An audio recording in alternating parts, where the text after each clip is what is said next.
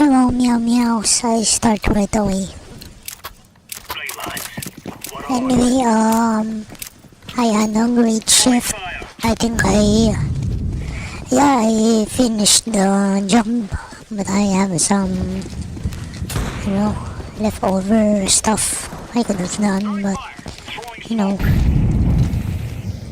acceptable. And, yeah.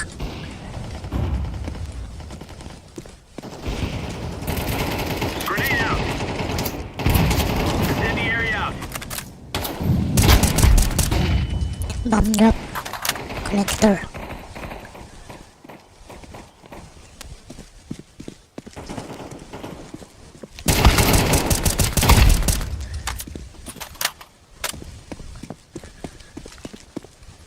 Decoy.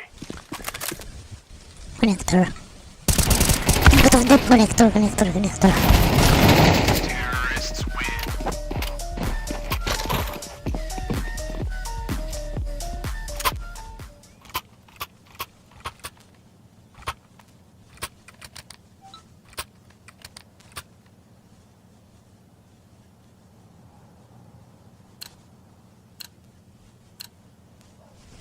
Move it. So yeah, I'm gonna remind you guys, take care of your health. I mean, you know, maybe you have money, no? Maybe you have lots of money. And maybe you don't mind dying young, but I'm gonna tell you, I don't think you can bear the suffering. Grenade out. You don't take care of yourself. Incendiary. I don't think you can bear the suffering, the pain. Throwing a grenade. Deploying decoy. Oh, sometimes you hear the one people saying, you know, they wish they took care of themselves more.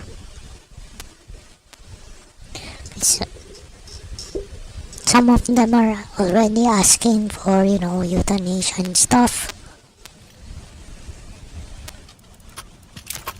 And I'm gonna ask you, would you like to be like that? Would you like to reach that point?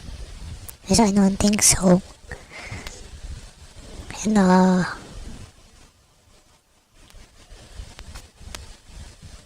maybe stay in an intensive care unit and listen to the people in pain. No, Throwing grenade. well, do you really wanna be like that? Throwing fire. You really wanna experience that? Deploying decoy.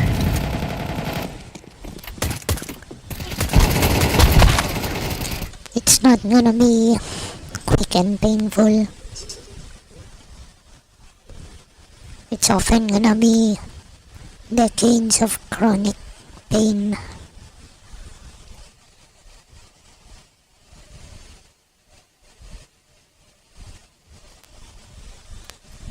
Maybe you think you're tough enough, and maybe you don't mind. So, yeah, I don't know with you.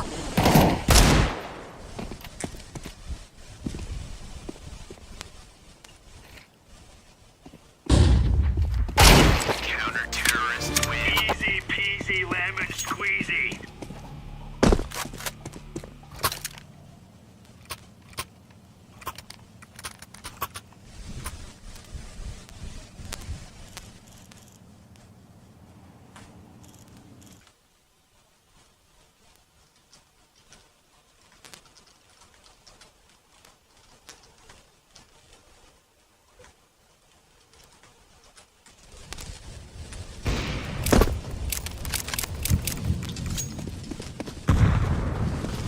Maybe you don't mind, so whatever. Deploying flashbang.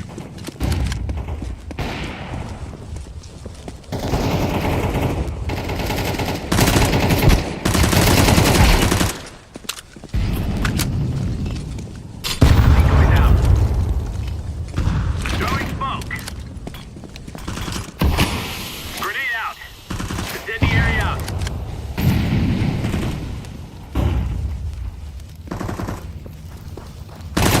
behind you. Blue. Behind you. Behind me? Heavy short. Okay. Say hi to you, Tom. Oh, no.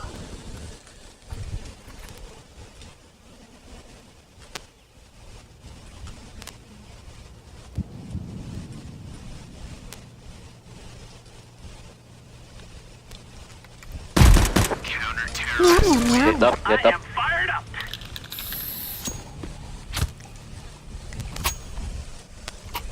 Meow. Cheers, big fella. Meow.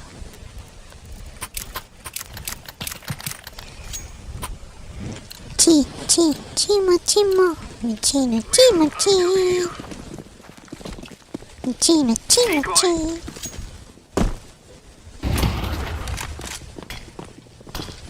Ay, putik yan. GG ako.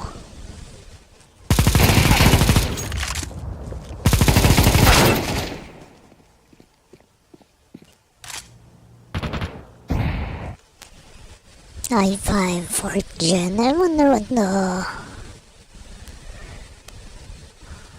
kind of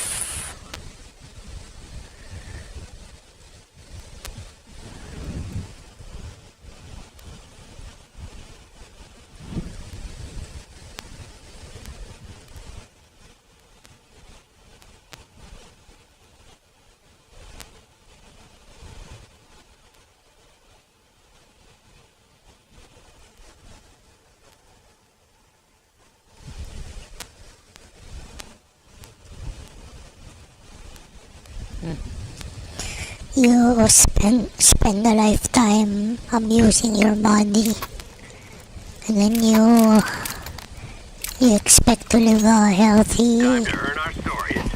old age. What are you? What are you? Are you so entitled to think that?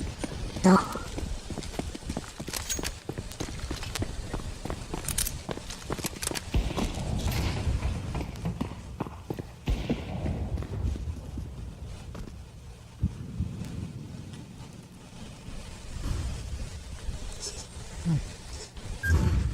Deploying flashbang. It's like you're gonna crack the egg while there's no chick inside it, and then you're gonna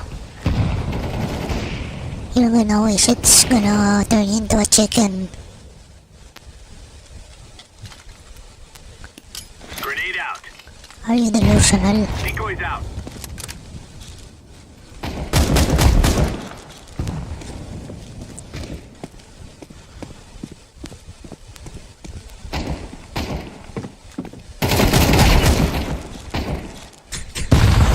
Oh no! Ano ba yan? Nubi. How we roll. Nubi.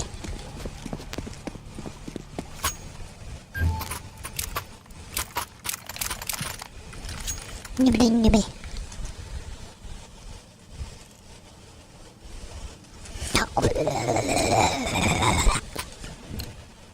Let's move. Decoy. Gulsi. Smoke. Mambo.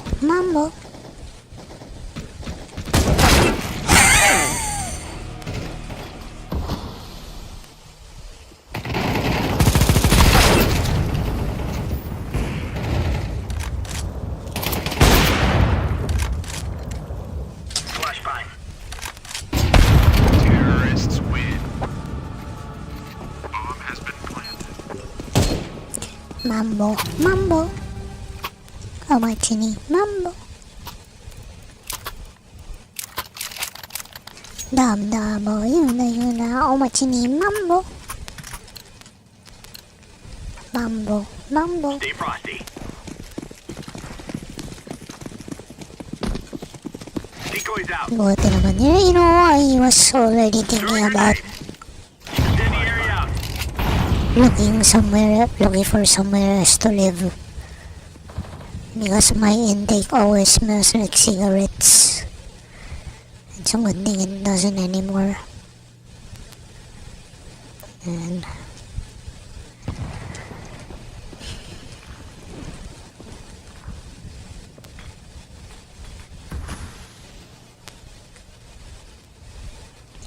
although I don't think I can afford it. No, I cannot afford.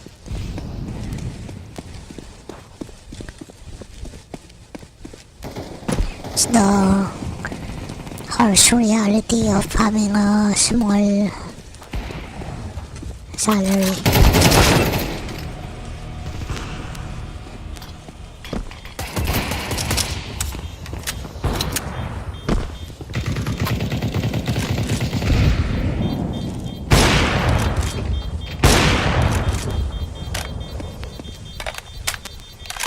Too late.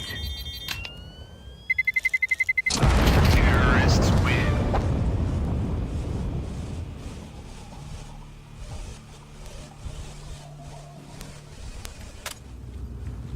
Now is the time.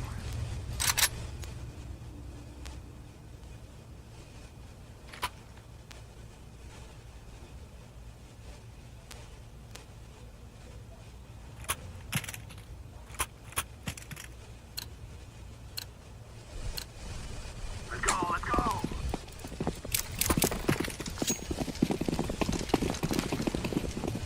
Throw in a decoy. You know, my tone wouldn't be this bad if a certain person didn't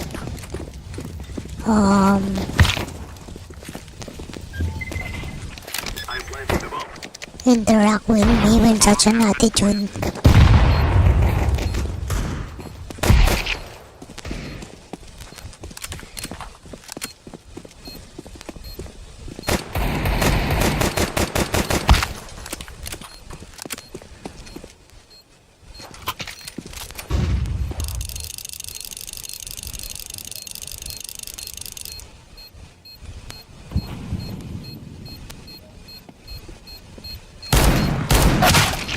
Frick. Sorry. You know, when you guys know no means no. You know, no means no.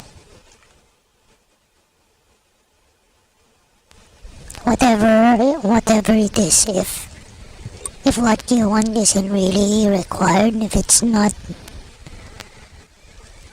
a matter of life and death, you just want something for a person, no means no. Don't force them. See, it's the kind of people I hate the most. The people who like to impose their views or their ways upon others. That's the kind of people I hate the most. On top of the list. Counter-terrorists win.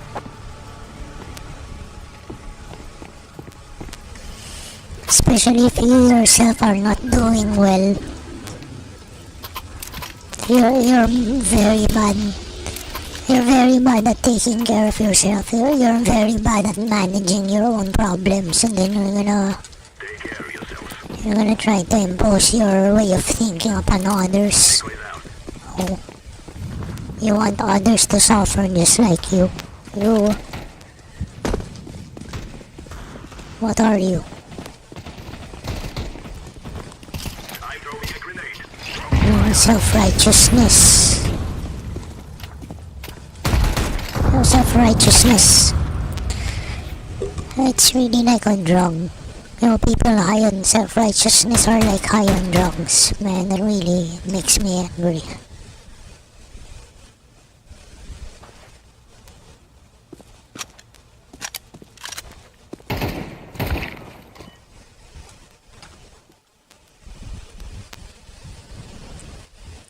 Hindi mo na nga maayos yung sarili mo, pakikilaman pa ibang tao.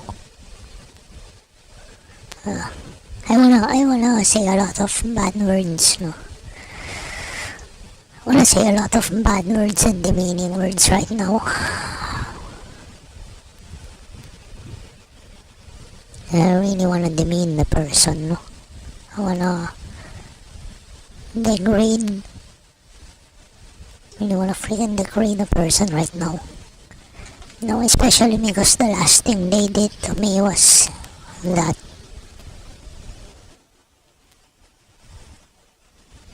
No, I told them I didn't want something and they still keep on insisting, no?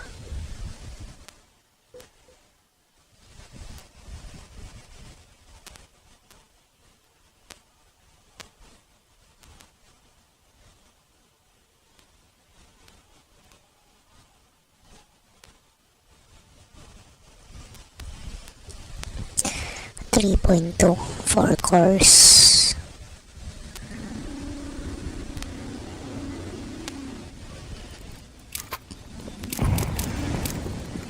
Now I'm looking at the listing and I think it's pretty good, but I don't know.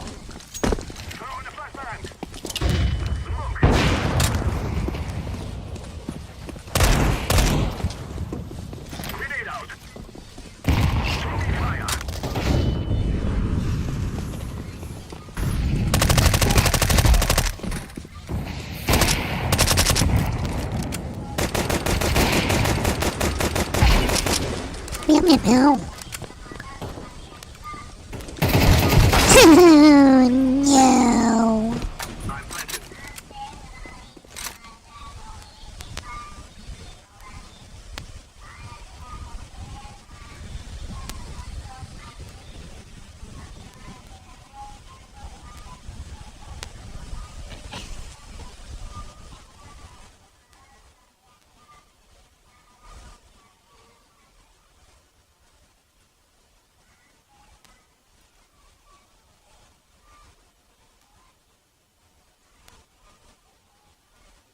Wonder how many watts.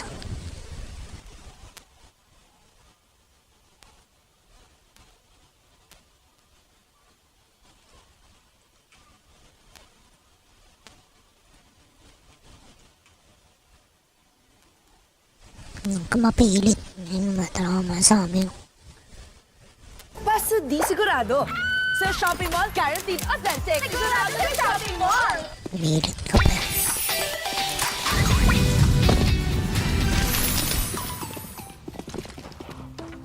Hey guys, welcome back to the RA Visuals YouTube channel. So today is going to be a really fun video because I'm going to get back to doing a little bit of PC bargain hunting, and I found a really good listing on an HP 800 Elite desk, like the G1 series I believe it is. There's a whole bunch of these and I started seeing these online, and they're really good PCs to flip and turn into gaming PCs. So I decided to look at my local market, got really lucky and found one for a very good deal, and we're going to show you how I took it and what I did with it to make it a little, you know, stable gaming PC for one of you guys. Check the links in the description. Basta di sigurado. Sa No, shopping mall, guaranteed I wonder if it takes an adapter or authentic. Sigurado sa shopping mall! you directly plug Otherwise, it. everything is fine. So let's take a look at the pictures that I saw. So I didn't even think that he was going to give me all this stuff, but here, the system right here, and he also threw in. We're back in the studio. Let me go ahead and show you what all It's not very small. we got in the deal. So we got the PC right here that is sporting that i5 4590, and it only has 4 gigs of RAM, but don't you worry, we're going to take care of that. And yeah, and it has it's supposed to have a 250 gig hard drive, but I suspect that I may have gotten a little bit more than the guy said. I'll show you that in a second too. But we got the PC itself. It also came with a monitor. So there's that. It came with that. And we also got ourselves a keyboard. A little just, you know, generic, you know, membrane HP keyboard, but always nice to have because, you know, when people want a keyboard and a mouse, which is, it's actually an optical mouse. It's actually got an optical sensor. So we got the whole setup right here. We got all this for 50 bucks, you guys. So for me personally, not a bad used parts deal right there. So I'm very stoked on it. So from here, what I want to do is I want to go ahead and open up the PC itself. And let's see, we do have, let me pop this out real quick. We might as well just get it out so I can see it. We do have 4 gigs of RAM is what I was told. Yep, SK Hynix, the usual kind of stuff you see right there. So we do have 4 gigs of RAM. Yeah, the next thing too, you know what, guys? The listing said that this thing only had a 250 gigabyte hard drive, or at least it looked like that. But this is actually 500 gigs. I don't know if you guys, it's upside down right now, but that, yeah, it's a regular Seagate. Is it a 7200 RPM one? Let's see, we're capacity. Yeah, it is. It's a 500 gigabyte 7200 RPM, so that's not bad. And then of course the power supply on this guy. Let me see if I can read this upside down. The maximum power, I believe these are 240 watt power supplies. All right, so from here, what I want to 240. I wouldn't stick to a laptop because it's more power efficient.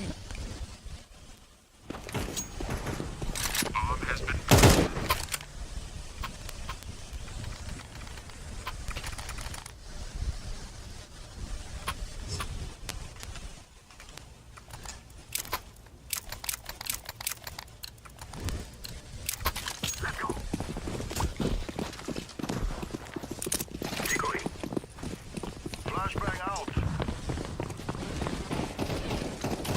Flashbang out.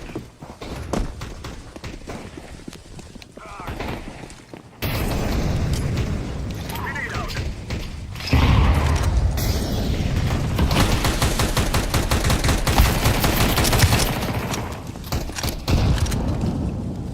Smoke.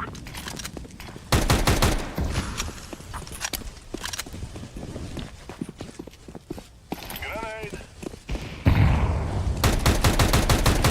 Throwing smoke.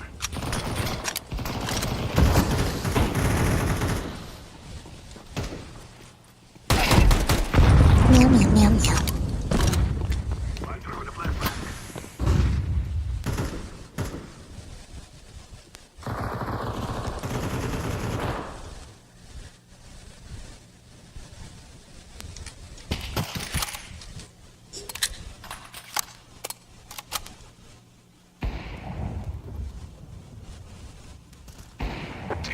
Good job. Yes, yes, yes. Yes, yes, yes.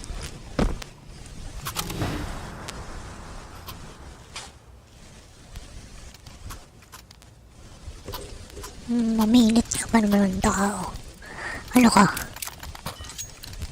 Ulo ko. Ranting about a person. Ano ka? Loko-loko.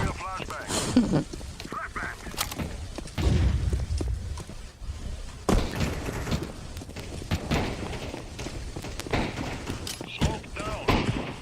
Grenade. Fire.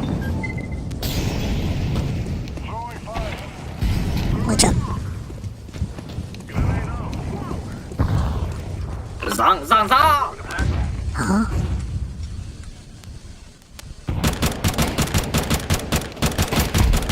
Meow, meow, meow, meow, meow. Bomb has been planted. Good job. Yeah. Meow, meow. Thank you. Bye-bye. We have defeated them.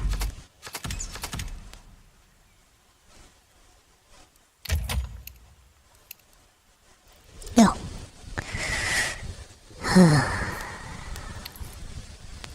Anyway, there's a new. Never mind. I'm not gonna announce stuff. I might jinx myself.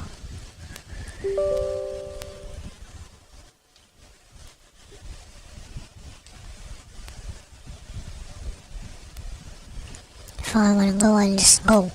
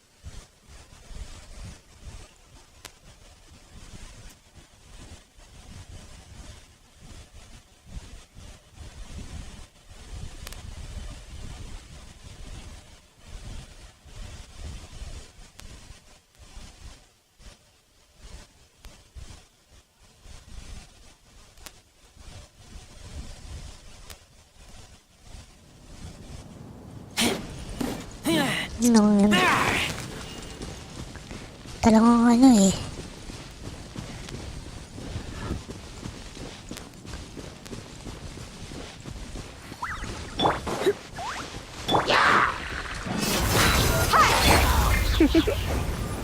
You've been a naughty boy. You know what? You guys, you know, I don't get, I don't ramble about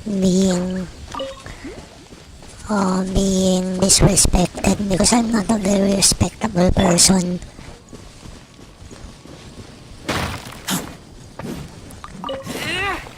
But you know, I really believe in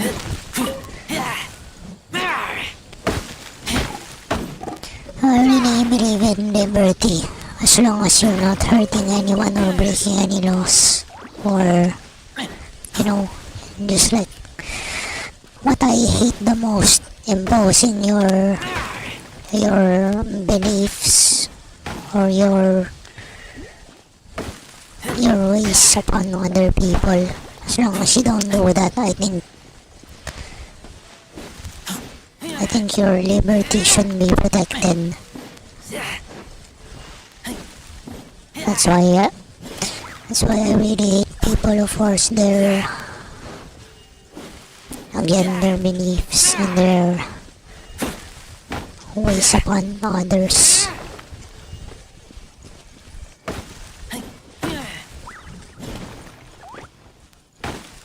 Namimilit eh.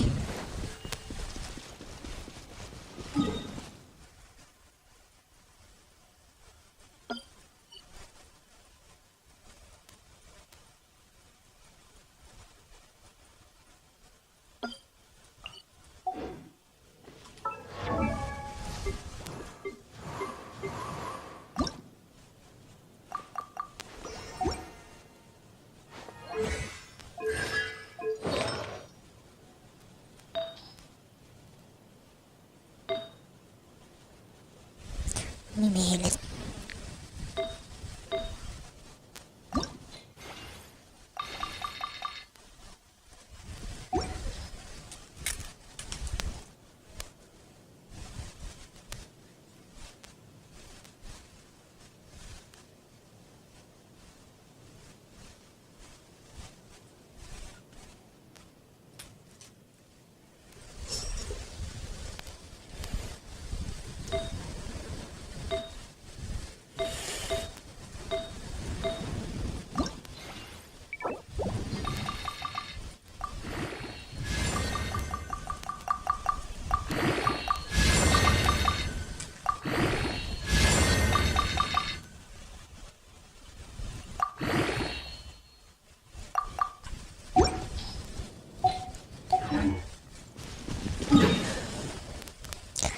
This is an artifact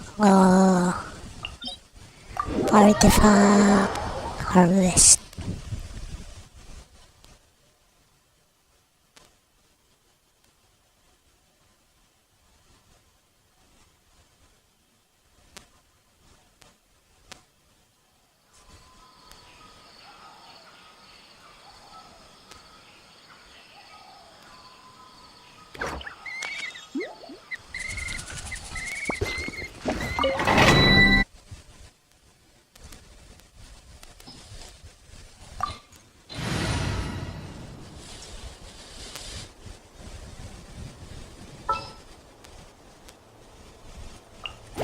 Just sharpen my spear.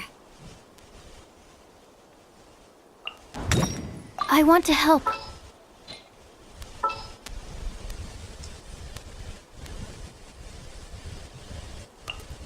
Gonna be epic. So, what's the deal?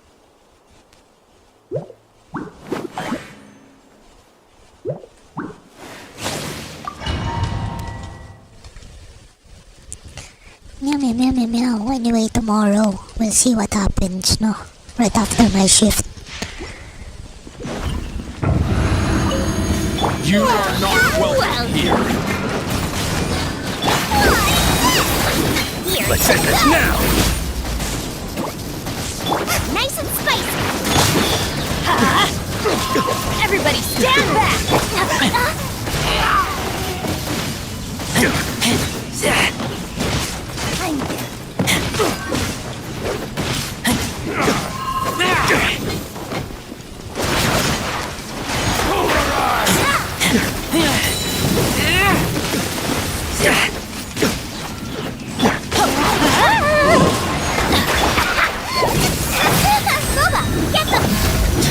Now you're testing my patience.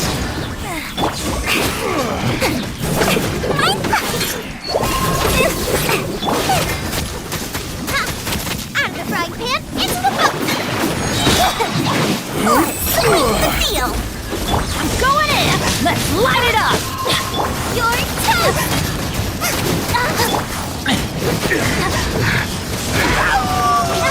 We'll meet again.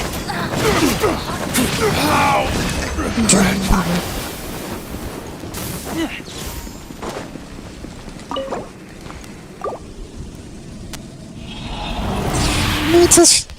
It's a shame I can't use Konjasara here. I don't know how to integrate her into my strategy, to my playstyle. But she's freaking awesome. Let's light it up!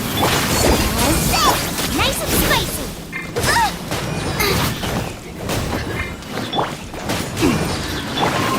Is that all you've got?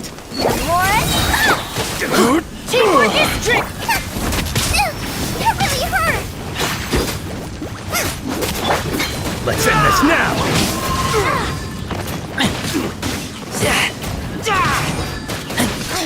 Now you're testing my patience. Let's end this now! Eat this!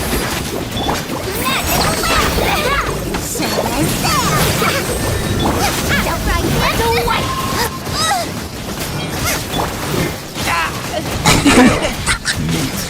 Lol. Warren? That was pretty funny for me. Nice and spicy! Adventure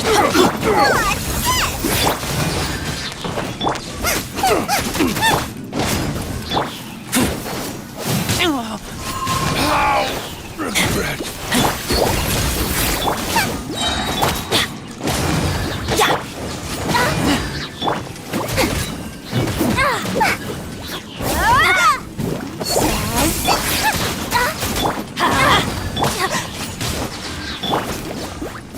I'm getting sick! Meow meow meow meow. So anyway, it's week 2 of working from home, and I haven't had any real exercise. I think I'm gonna get fat. I'm gonna get fat, but not muscular. Just like back in 2022. I hope I don't get. You are not welcome here. You're toast! Sweet the deal! Going in!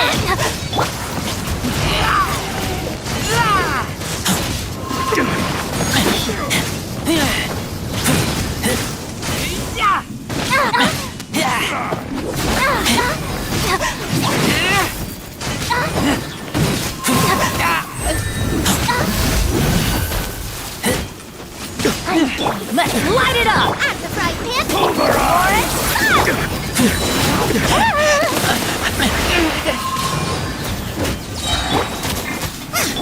Now you're No, I forgot.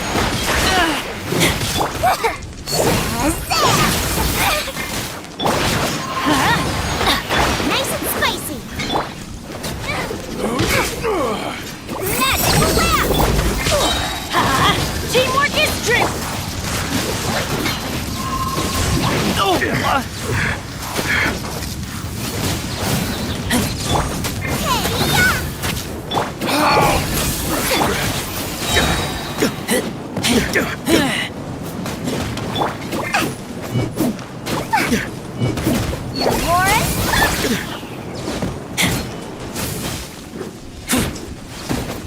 will. Again.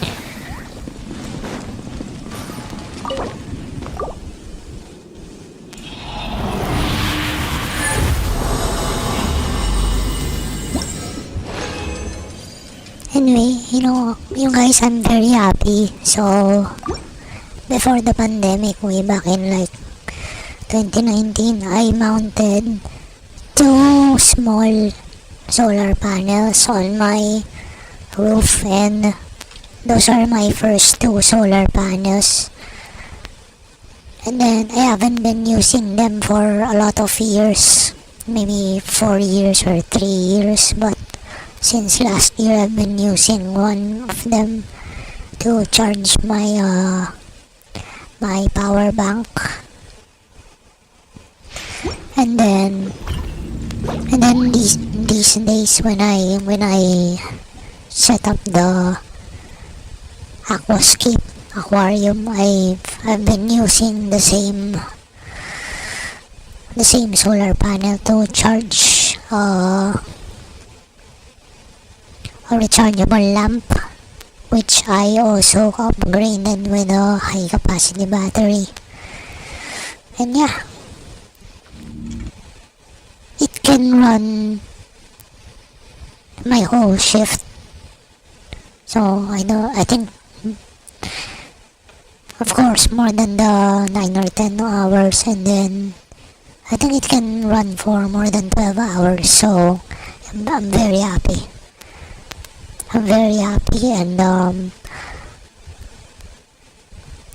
wish I can find the person I bought these batteries from in Facebook. Maybe ask more, or just to say thank you, tell him that it's been great. No, it's great. I'm very happy. So ulit.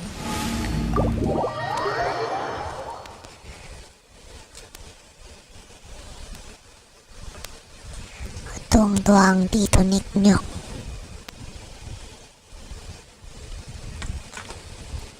And I think I got them for very cheap, like 200 pesos only. 200, or did he give it to me for 150?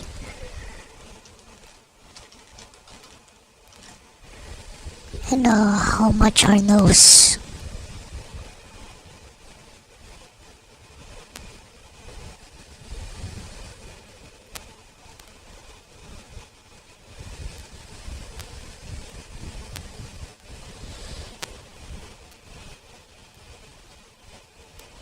I think they're 12 ampere hours.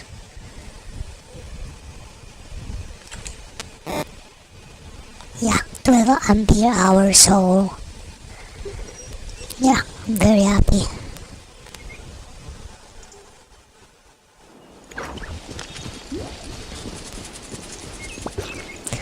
I think it was nighttime when I got them, and I got like Grab or Lala Move to deliver it.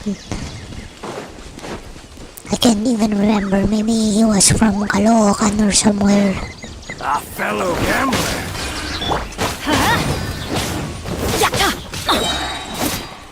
Take that! I'll take my...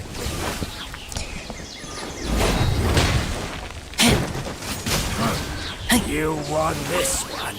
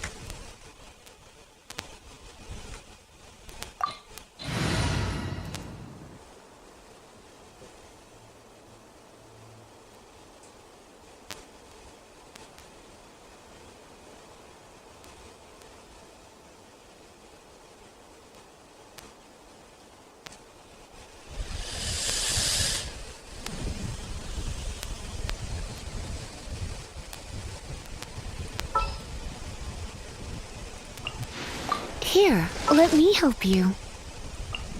Excuse me? Meow, meow, meow, meow, meow. Meow, meow, I meow, can meow, do meow. it.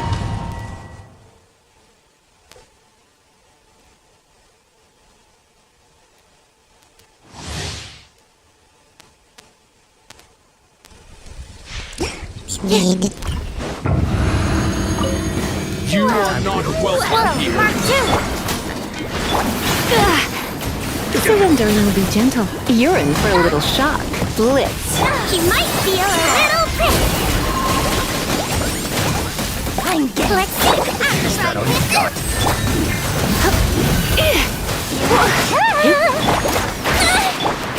Animal test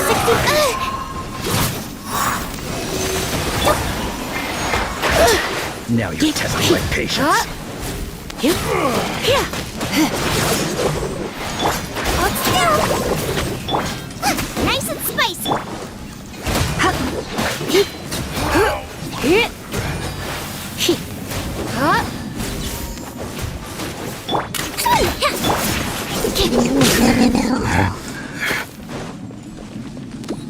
Absorption test. Enhanced animal module 75. Out of the frying pan. Here.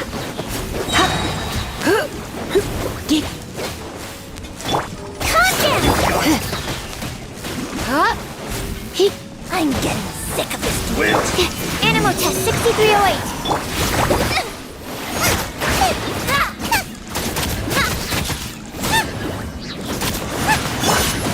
Don't be such a brute. Meow, meow, meow, meow, meow. Let's see.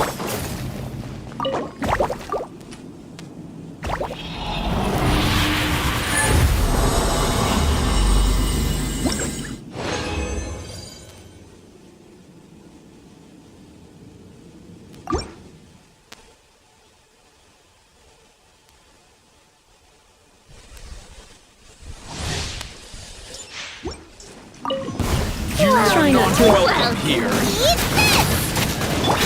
Now I know what to do!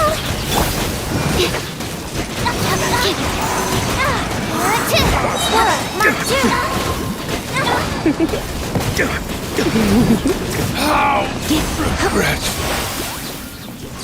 How long did that take? 27 seconds.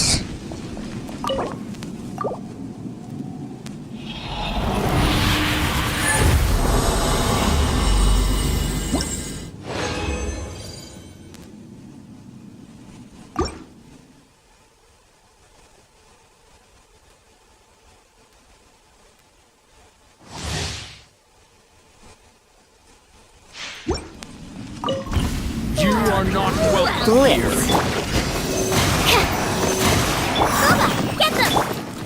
Get them!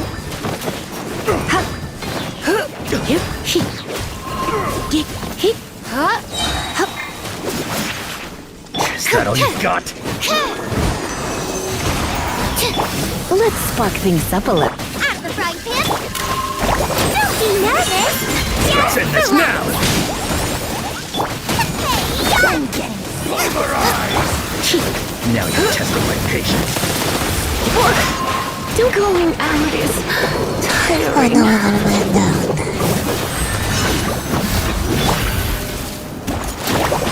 Absorption test. Enhanced animal module 75.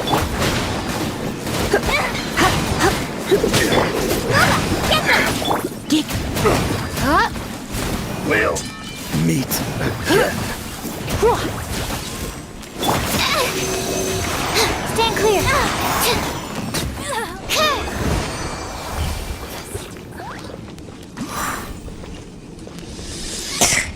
Meow, meow, meow, meow, meow.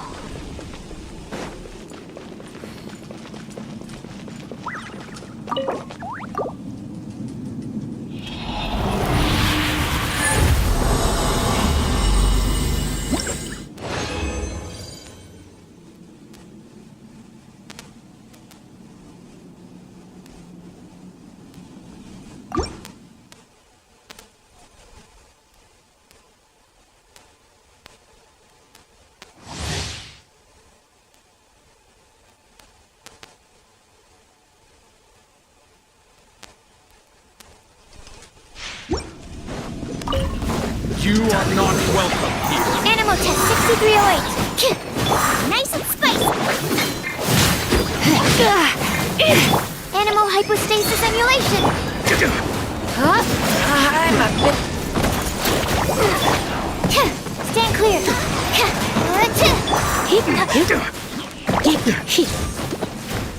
You're in for a little shock. At the frying pan. I'm getting Now you're testing my patience. Try not to enjoy. Calm down. She might feel a little bit. No. Absorption test. Again. Come a little closer. You've been a... Stand clear.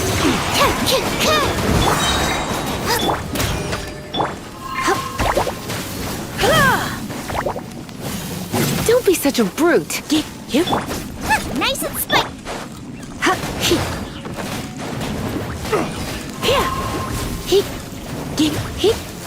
You're in for a little shock. Out of the frying pan, into the fire.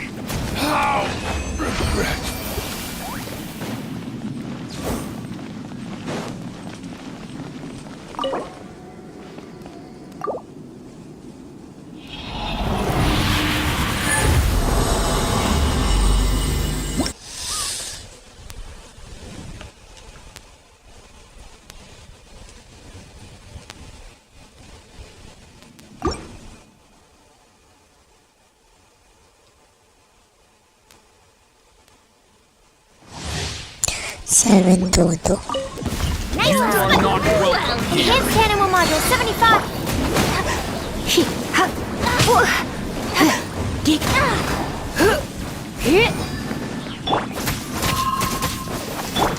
Let's see. That all you got? Animal test 6308. Stand clear. Come a little closer.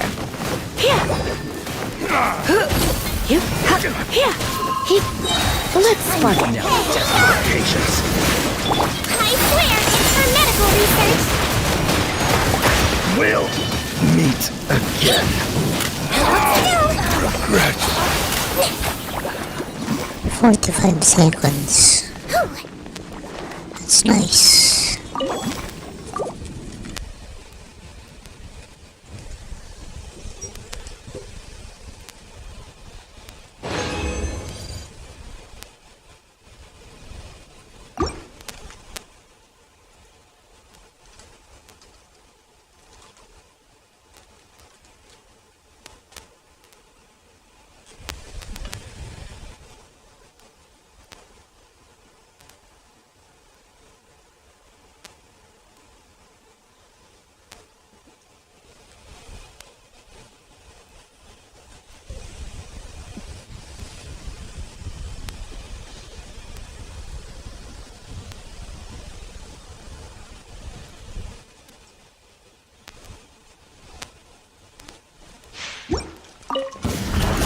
Animal test 6308.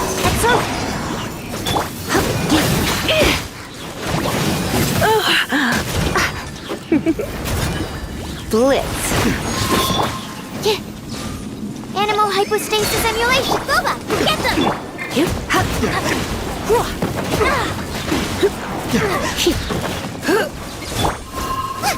Stand clear. I'm getting sick.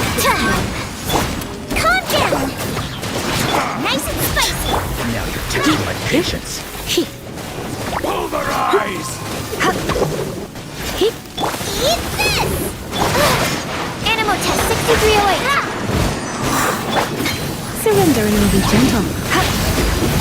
Don't be nervous. We'll Just relax. again. Regret.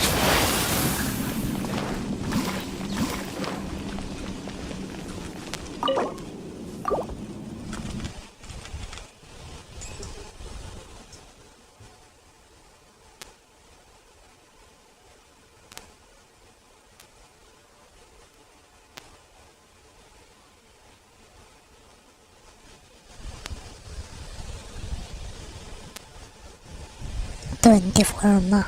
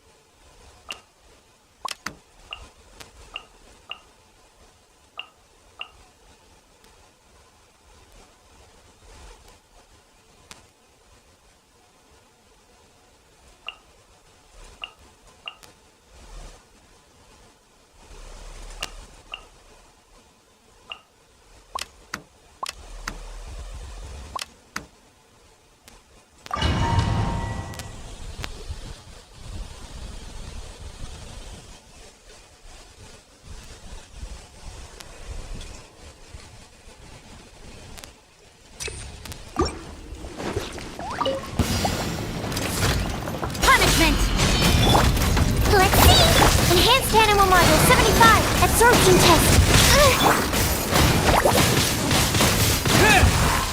Disappear! Yeah! You might feel a little prick.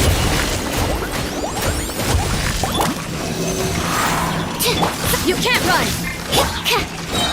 Swirl, mark tip.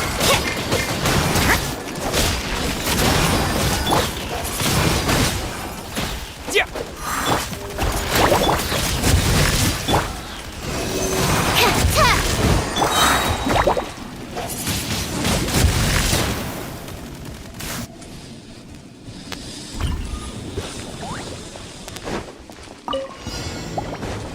Try not to enjoy. Hands where I can see them! Stop right there! Here's the goods! Hey, yeah! Abuba, get them!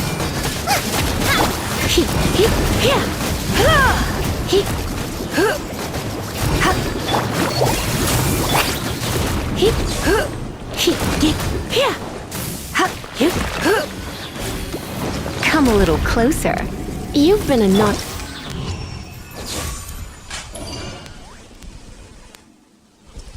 Meow, meow, meow, meow, meow.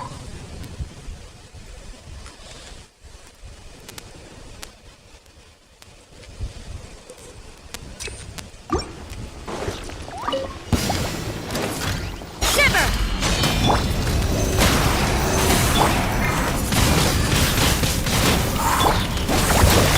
Yeah.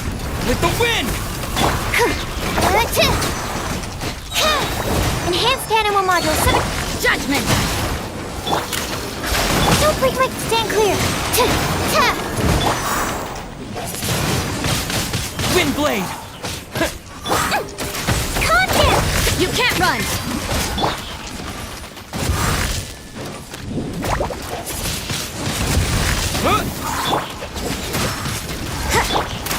Don't be nervous. Just relax.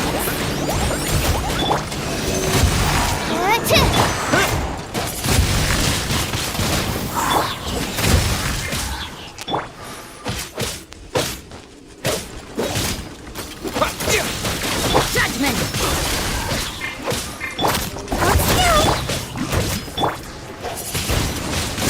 Wind blade! Absorption test.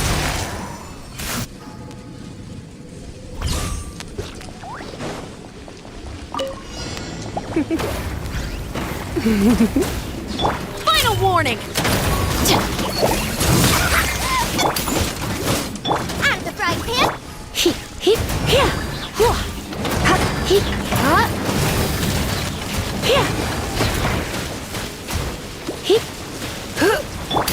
Drop your weapons! Booba, get them. What's this? You asked for it!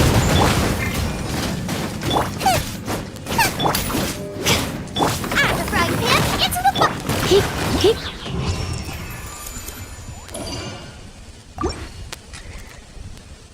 Meow, meow, meow, meow, meow.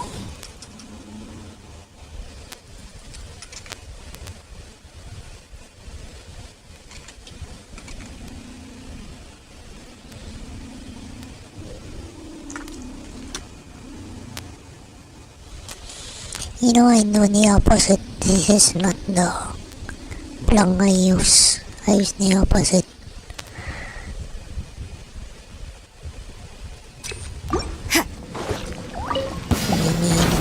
Punishment. Calm down. Animal test 6308. Animal hypostasis and... Disappear! Yeah! What? Yeah! Judgment! Don't slip off. No! Yeah! Absorption test. With the wind!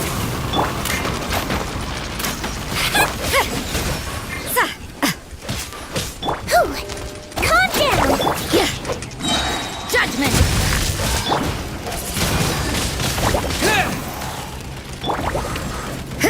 Yeah!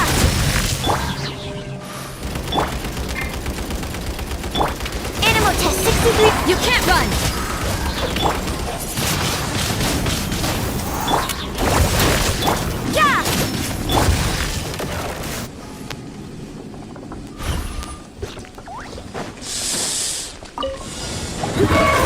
Surrender and I'll be gentle. Final warning! Eat this! Nice and spicy. More? Come a little closer. You've been a naughty boy. Ha, here. He. Ha. Here. Hup. Whoa. Here.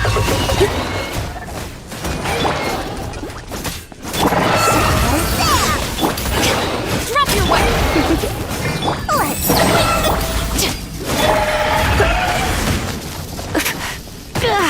Let's spark the. Hands running! Boba, get them! You're in for a little shock. Ha, here. Hup. He. Here. Ha. Here. You. Hup. He. He. Hup. Come a little closer. You've been a naughty boy. You. Surrendering. Nice and spicy. Magical laugh. He. Here. More? He. Hup. He. Hup. What's this? Hup. You. Hup. He. More? Stop right there! He. He. Hup. Hup. Whoa. He. Get. He.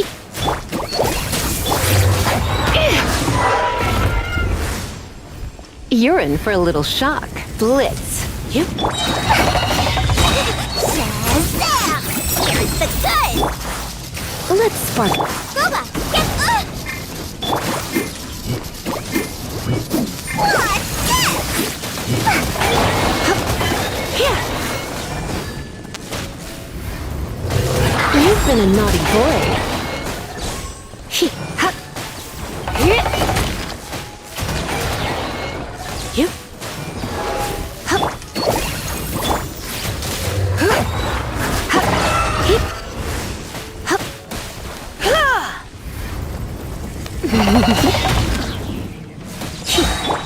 More? Surrender and I'll be. Out of the frying pan, into the fire! Do not attempt to resist! He. You. Ha. He.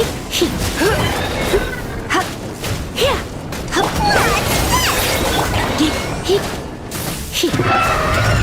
Oh. My. Ha. You. Ha.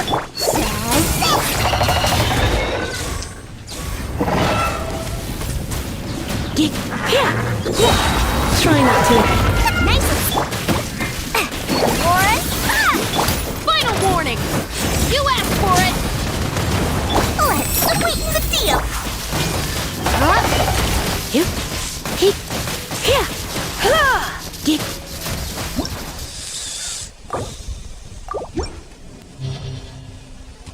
Watch me the art.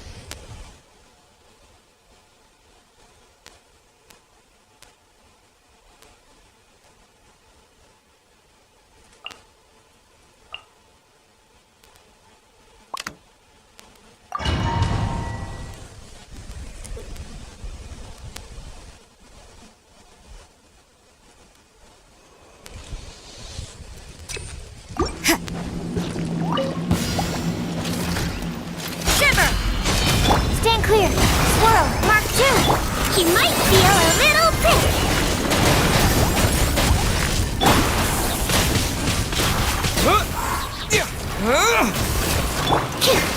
Animal test 6308! Let's see!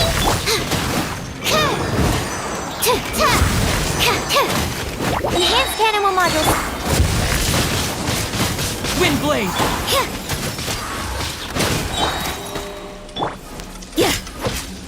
Stand clear.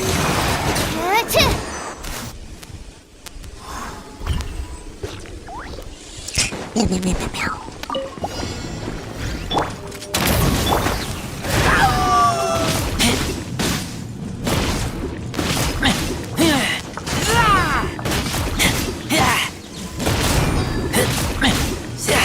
Get back!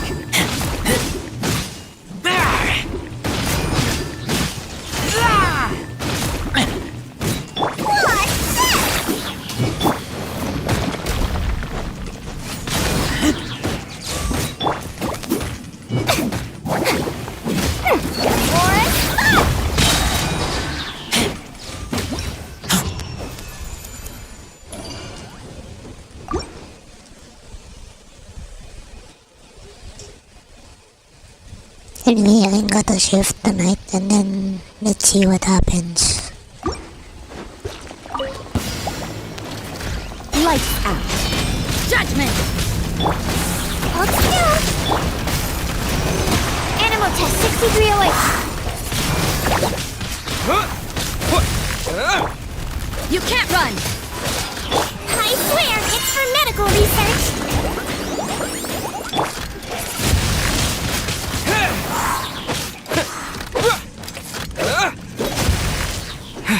Judgment! Animal hypostasis simulation! Shiver! Wind blade! Disappear! You can't run! Stand clear!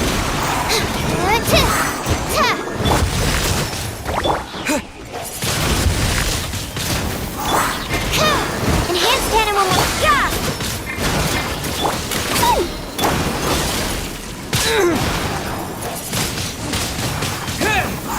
Calm down!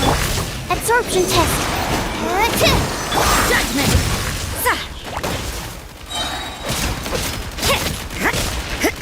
You can't run! Animal test 6308. Yeah!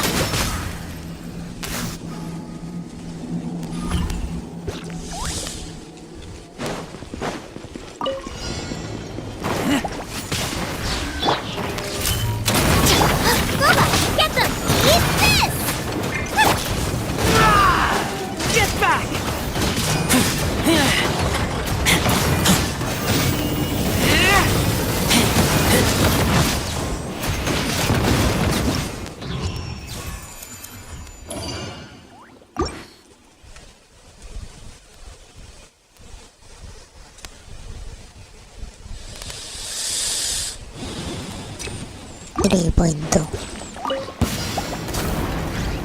Lights out.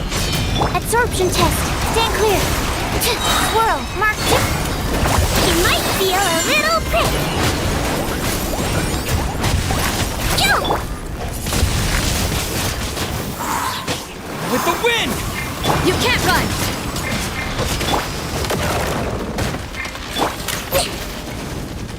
Hold still. Animal test 6308.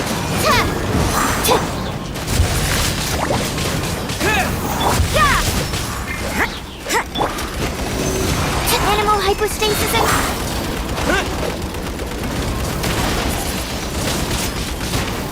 You can't run! Let's see! Stand clear!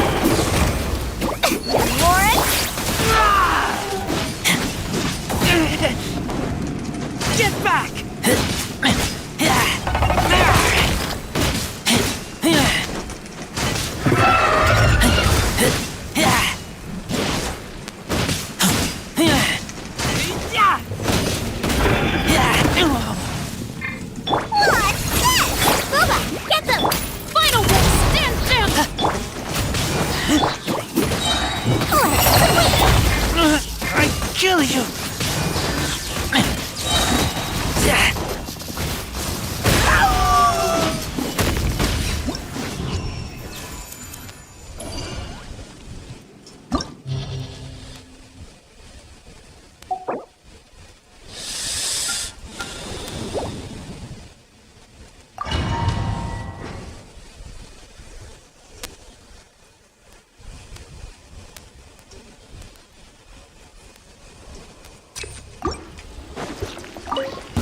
Now it's yours. Punishment!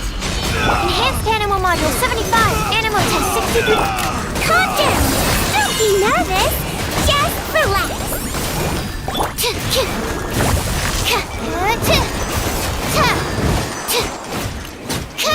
Use the rules on. Change of plan. Absorption test. Judgment. Resistance is futile. Let's see. Save yourself. Disappear!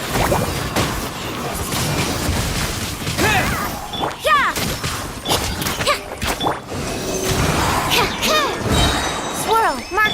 You can't run. Lights out.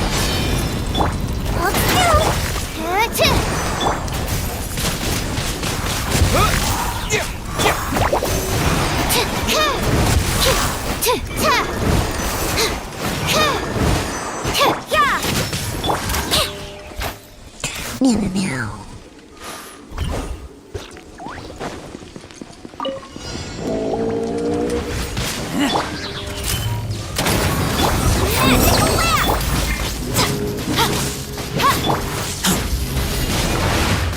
Nice and spicy.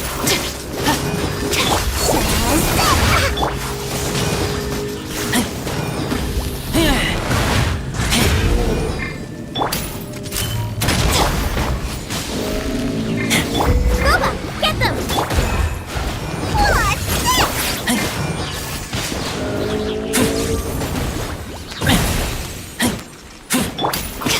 What's this?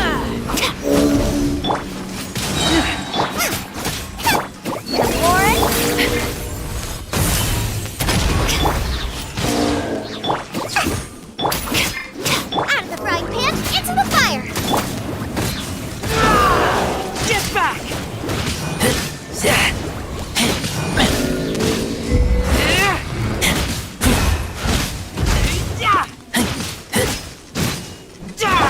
Drop your weapons! Boba, get them! Eat this! Here's the good!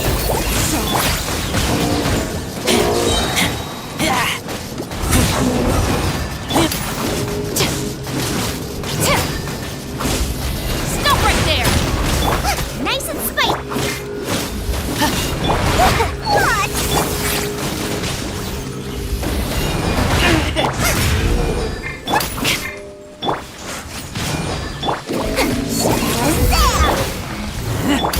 Final warning! Out of the frying pan! What's this? Nice and spicy! Warren,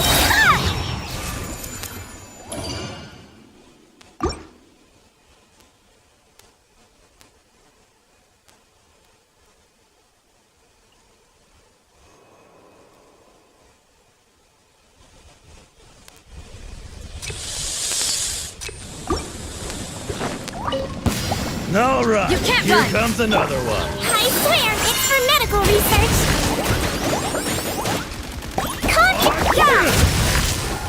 Stand clear! Absorption test!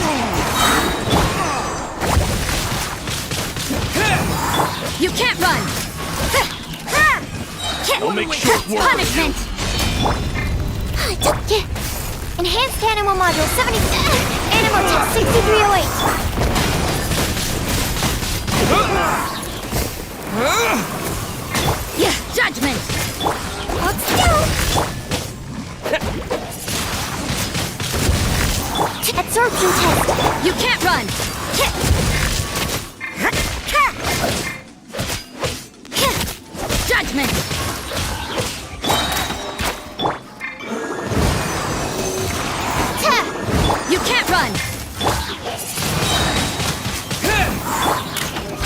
Let's see.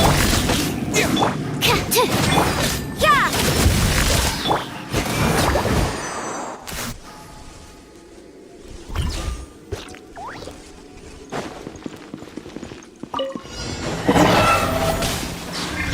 Stop right there! Out of the frying pan.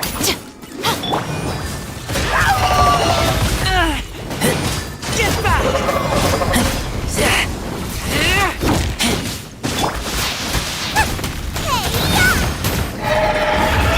Let's sweeten the deal. Drop your weapons! Hands where I can see them! Nice and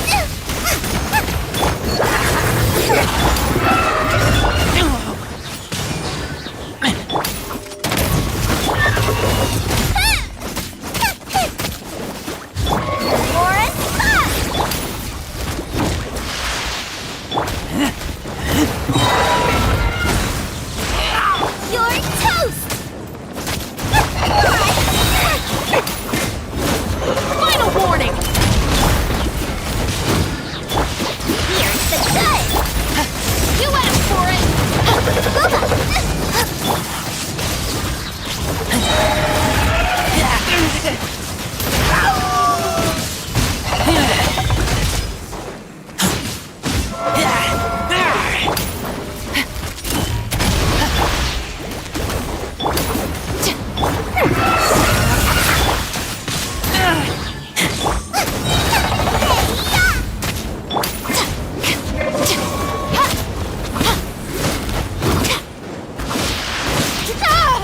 Stop right there!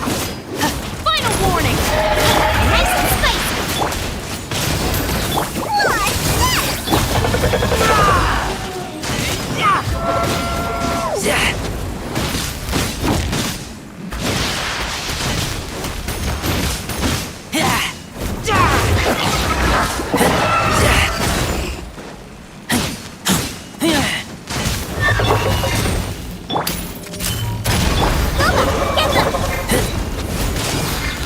Magic laugh! Hands where I can see them! Warren? You're toast!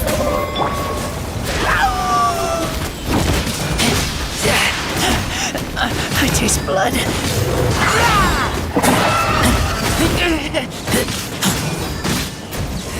Get back! Out of the frying pan.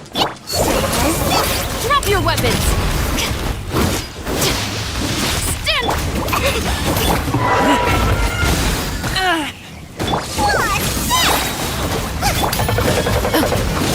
Here's the good!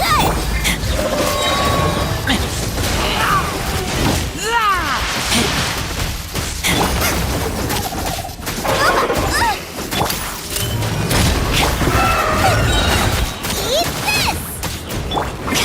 You asked for it!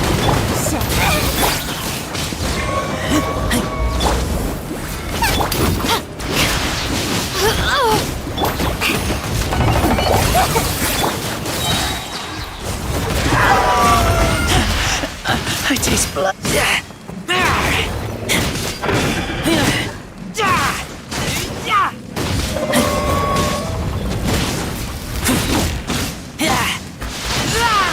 Stop right there! Nice and spicy!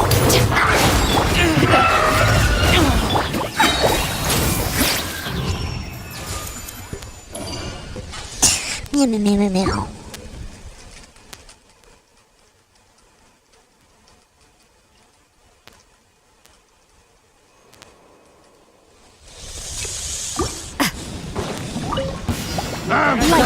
Your skull! Animal hypostasis emulation! Stand clear! He might feel a little prick! Wind blade! Do it! Disappear! Can't get the hat!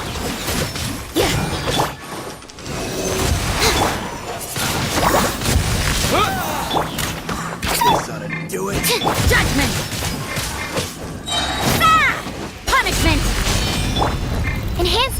module 75. Animal test 6. Wind blade.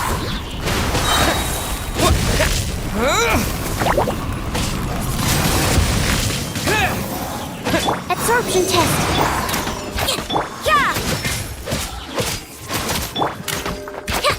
Don't be nervous. Just relax. Wind blade. You can't run!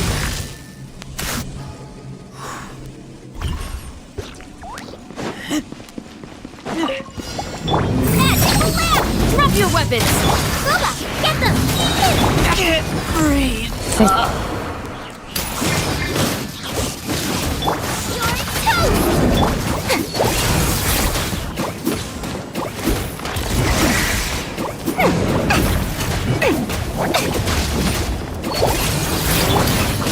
Hands where I can see them! Stop right there! What's this?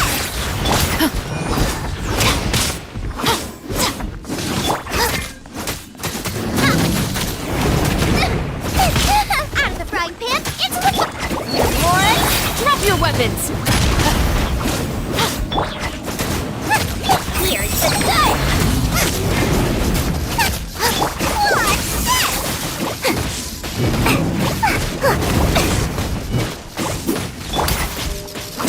Final warning! Booba, get them. The Lord's fine. Hey-ya! Justice will prevail! What's this?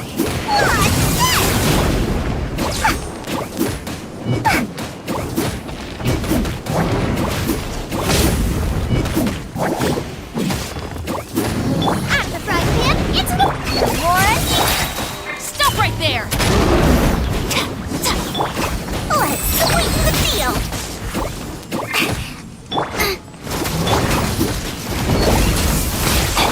Nice and spicy.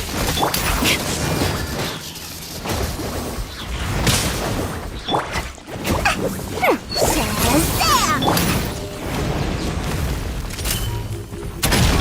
Booba, get them!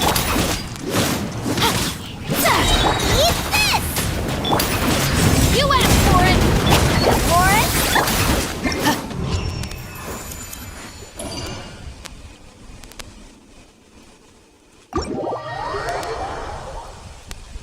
And that was fun. The day's fun. It's nice.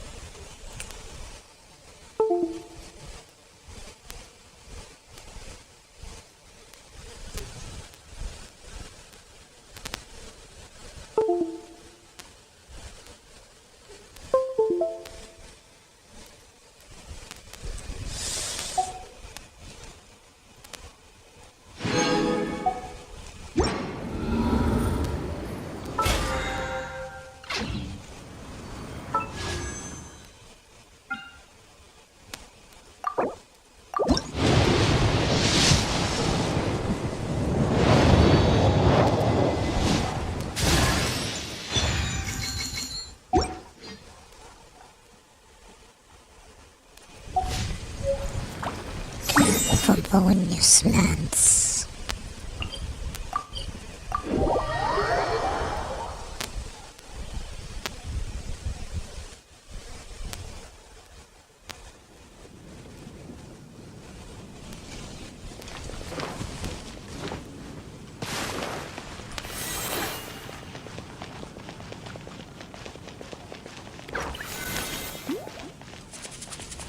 Ad Astra Abyssosk.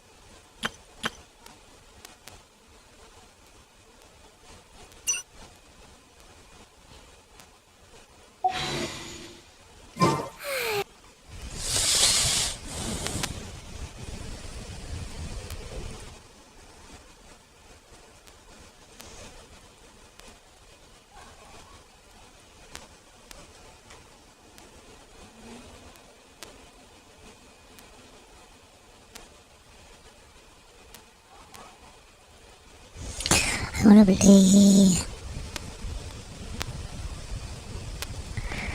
multiplayer.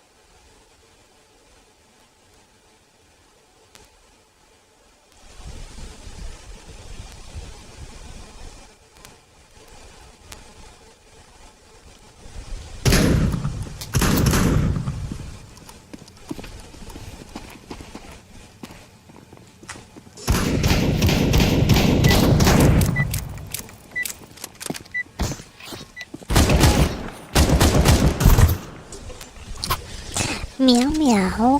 Let's show them who we are. Meow meow.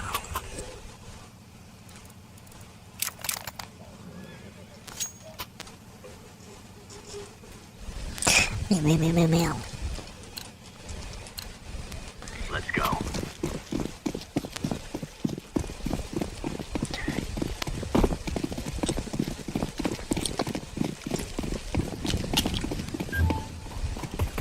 Incendiary out. Grenade out.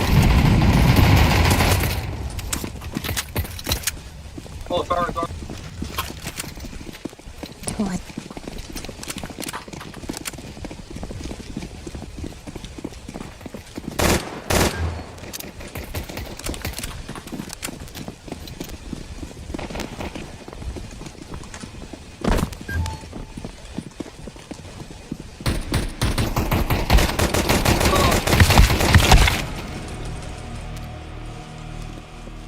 That's an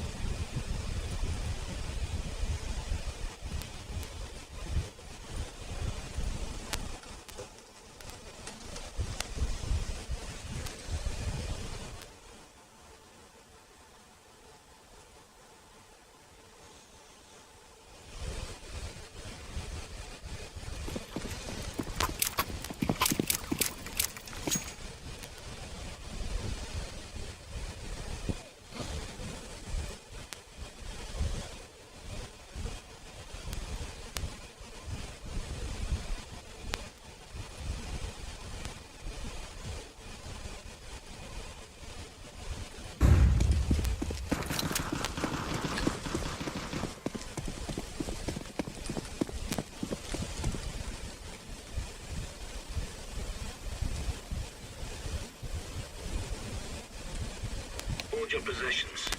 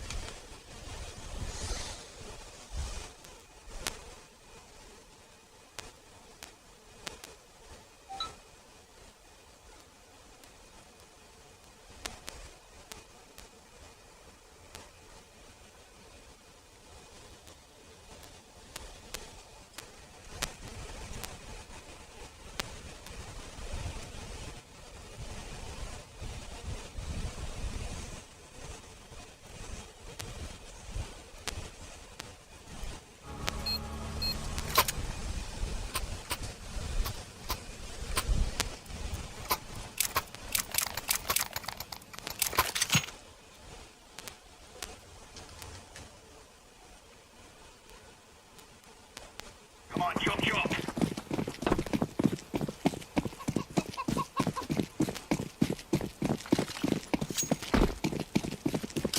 Grenade. Grenade out. Incendiary.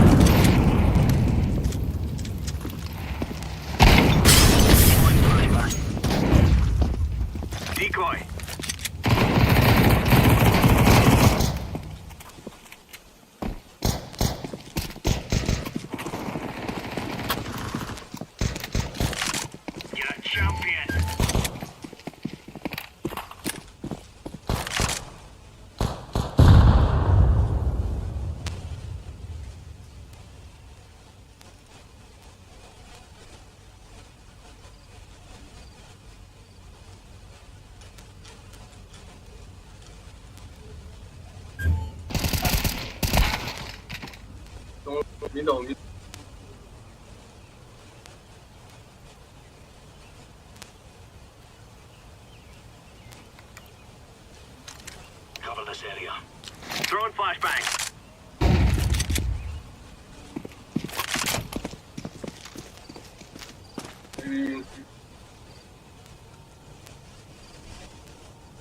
Flashbang.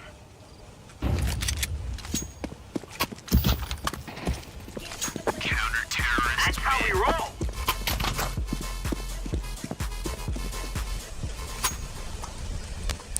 Meow meow meow. Meow meow meow meow.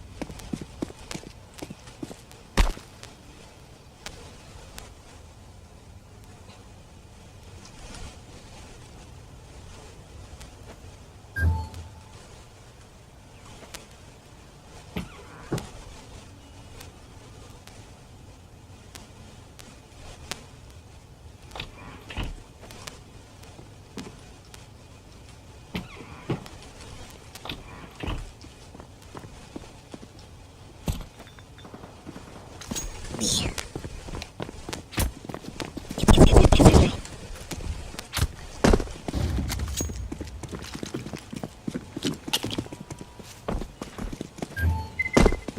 Throwing fire. Counter-terrorists win. Now we're really laying into them. Good job, meow meow.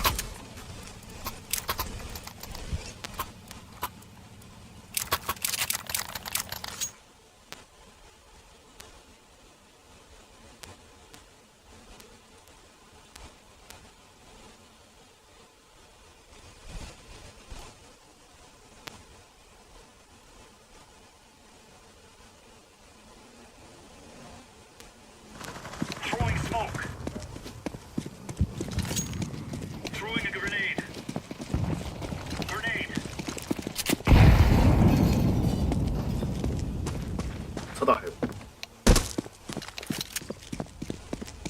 Throwing fire.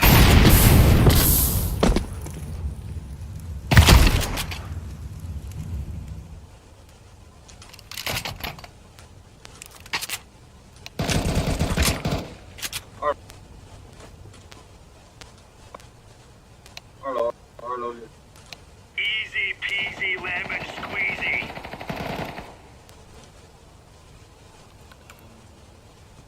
Bomb has been planted.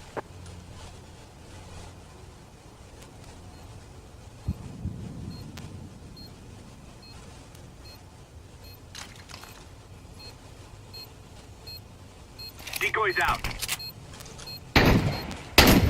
Fire in the hole. Throwing fire.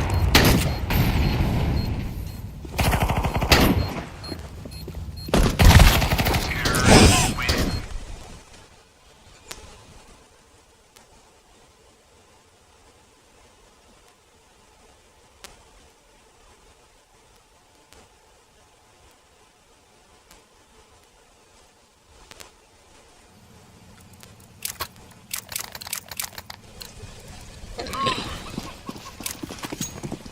Meow meow meow meow meow.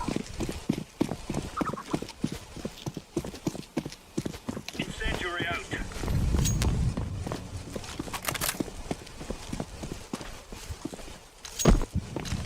Incendiary.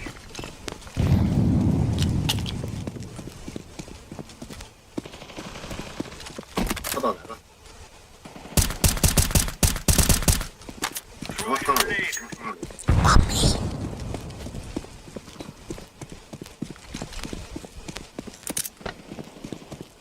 Deploying decoy.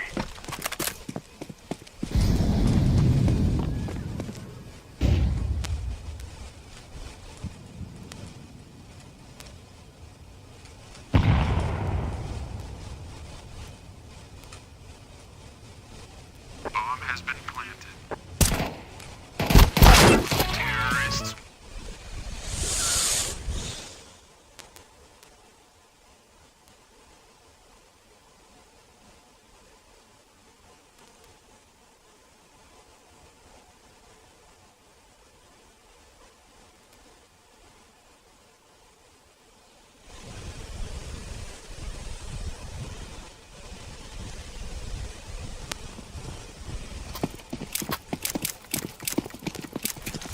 Smoke.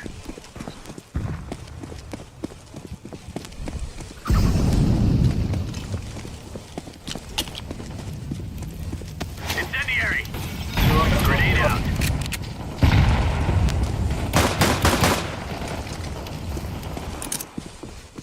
Decoy.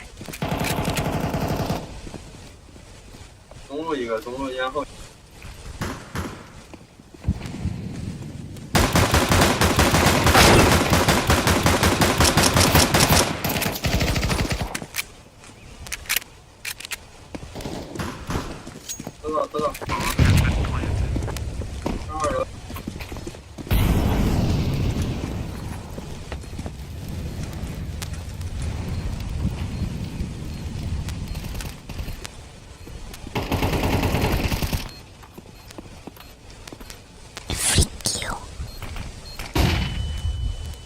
Smoke.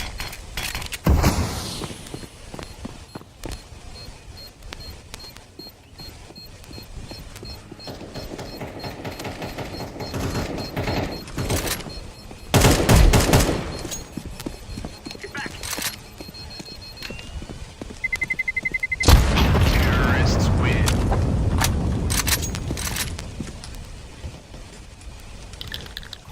Holding here.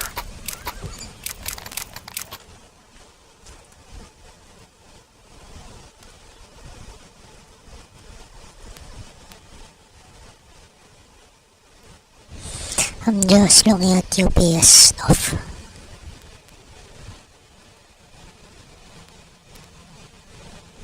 I'm not really gonna buy.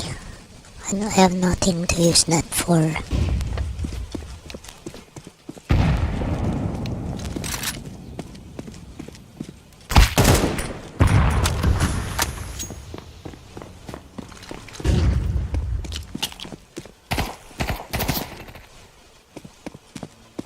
Incendiary out.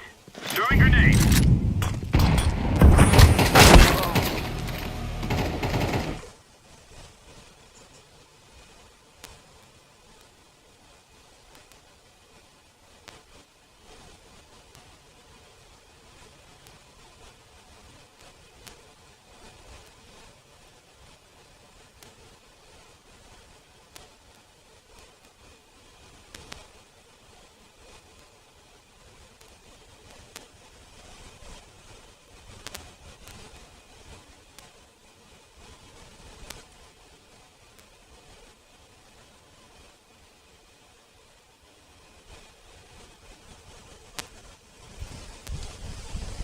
Out.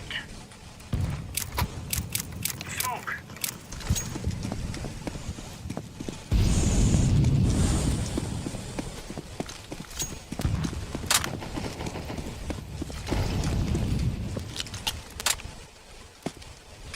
Deploying flashbang.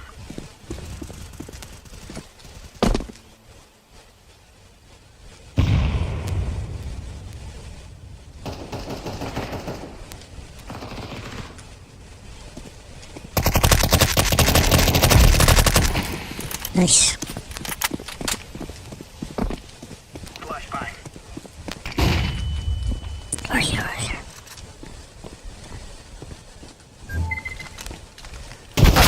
Oh man, behind you. Boiler. Counter-terrorists win.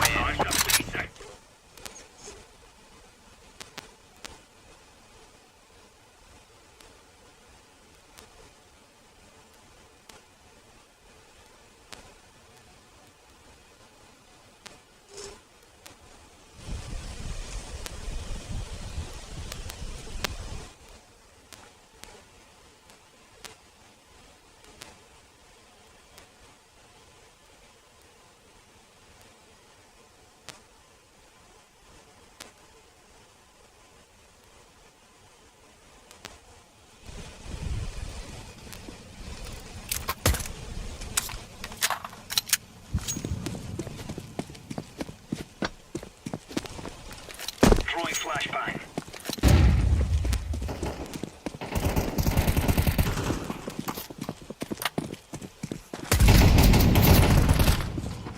There you go.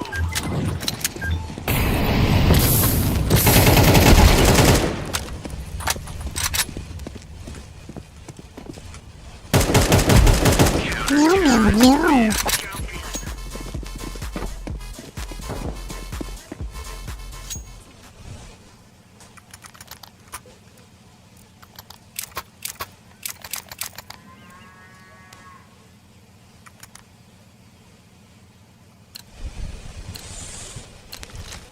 Let's give it to them, boys.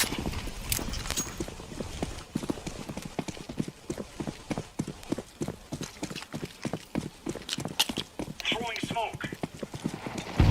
Incendiary. Flashbang. Fire in the hole. Flashbang. Deploying decoy. Laying down smoke.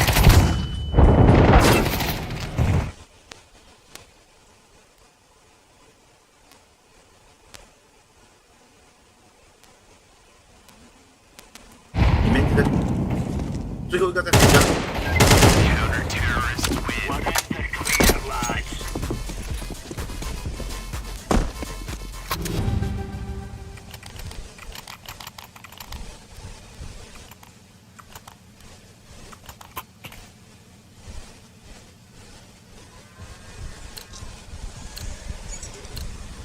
Let's roll.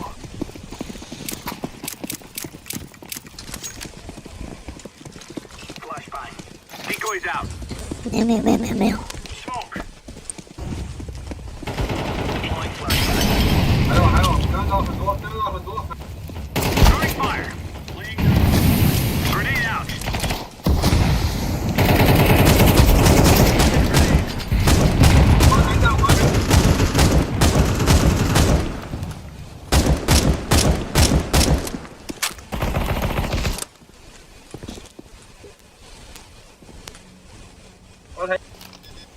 Plastic. Grenade out. Ruins, church.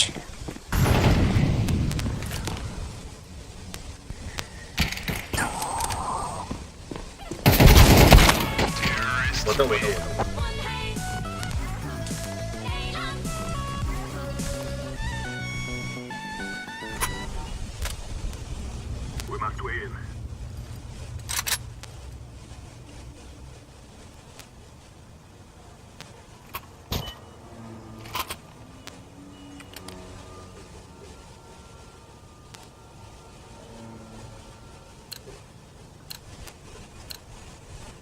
Let's go. Meow meow. Decoy. Throw the decoy.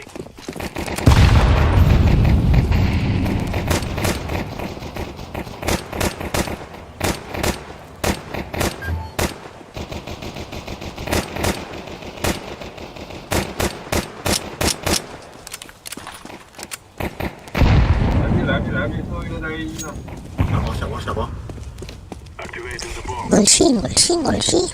Bomb has been planted. Grenade.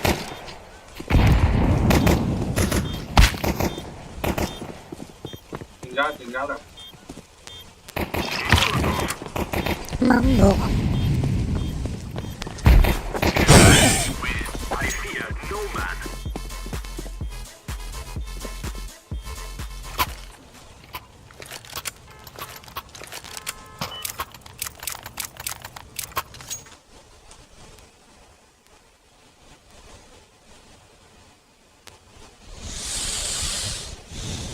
Move it. Decoy's out. Decoy's out. I'm throwing a grenade.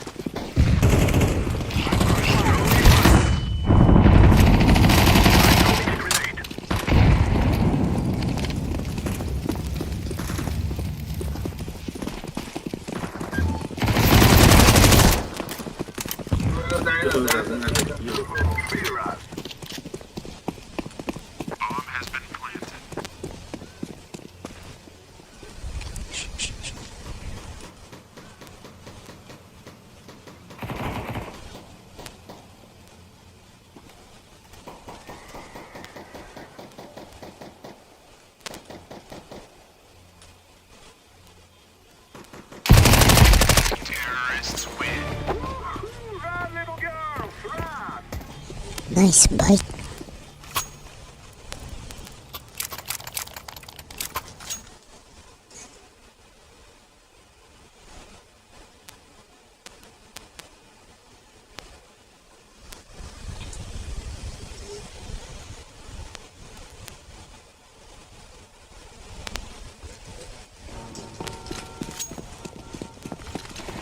Smoke. Grenade.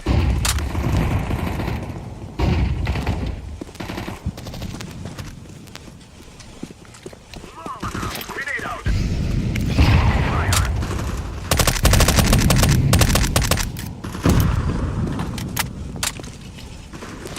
Smoke.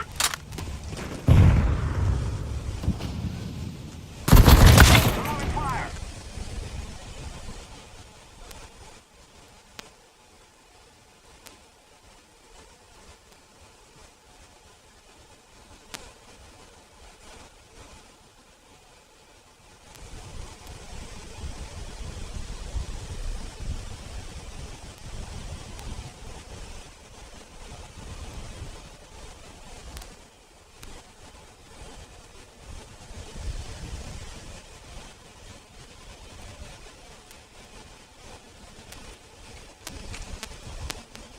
Oh, hello!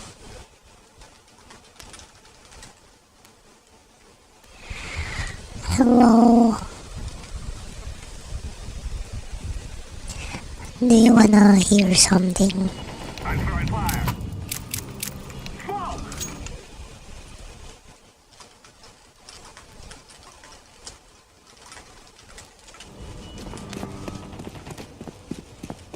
I'm throwing a grenade.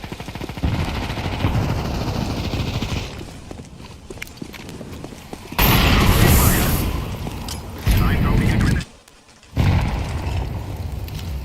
I'm throwing smoke.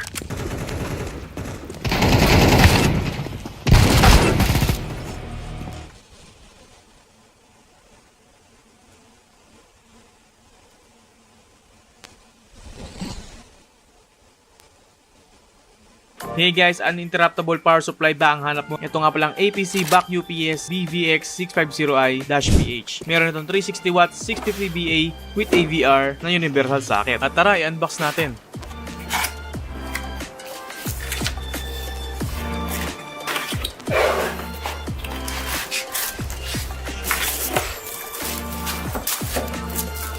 At ito na ang ating UPS AVR. So may kabigatan talaga siya guys kasi medyo malaki yung baterya na nasa loob niya. At meron siyang 4 na universal socket na pwede nyo pagsaksakan ng system unit nyo at mga monitors. At para magamit nyo na to is isaksak nyo na yung kanyang battery connector sa likod at isaksak nyo na yung UPS sa inyong power outlet. At ito na. So pwede nyo nang masave ang mga ginagawa nyo kahit mag-brownout pa sa inyo. At huwag kayong mag-alala dahil safety, agency approved ito at surge protected ang kanyang mga outlets. At makukuha nyo ito sa halagang 2,400 lamang.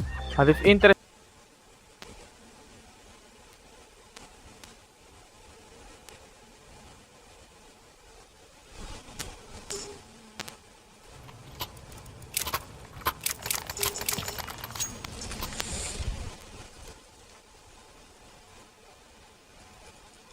It's okay.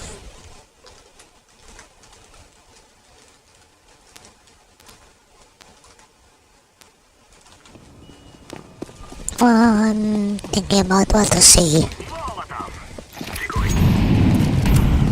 I'm thinking.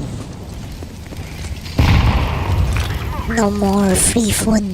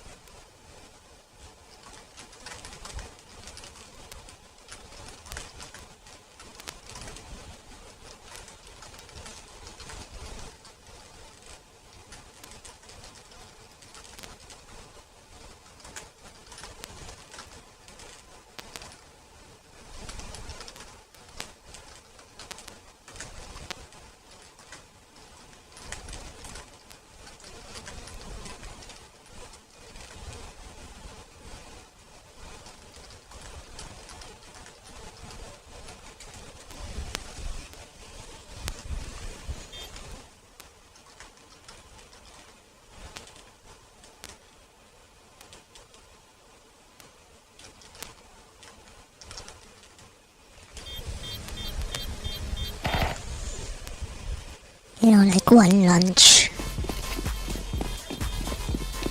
We are going to win.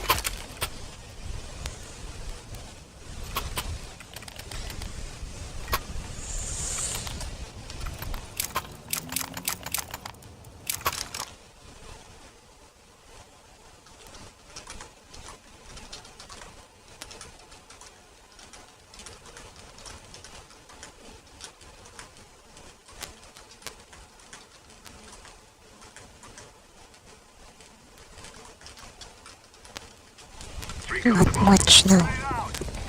Not much incentive. Throw the decoy.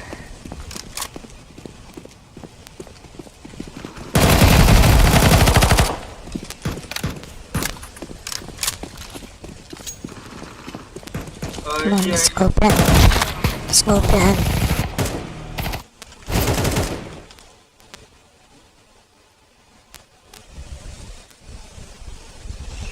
Yeah.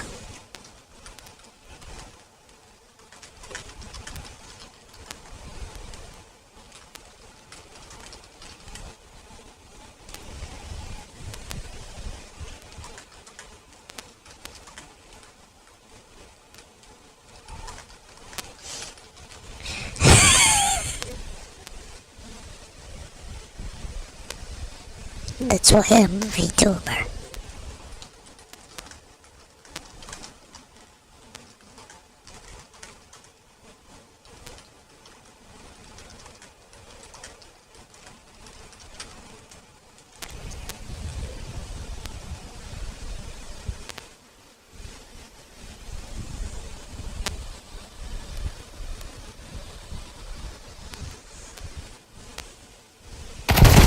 Terrorists win. You have stupid to think you will win.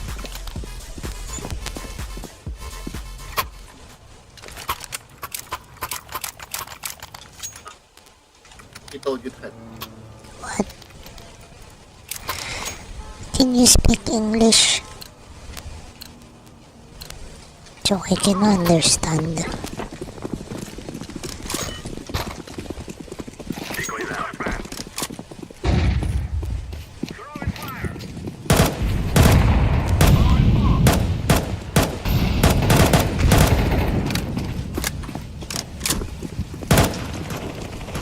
Grenade out. Throwing fire.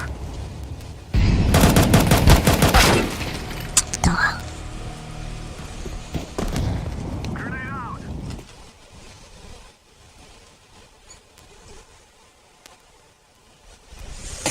So the other one's 8 hours.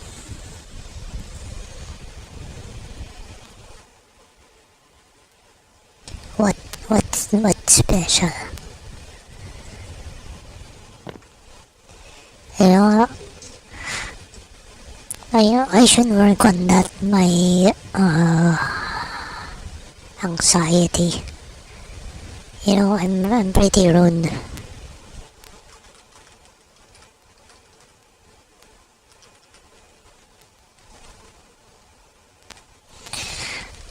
You know, I don't, you know, well,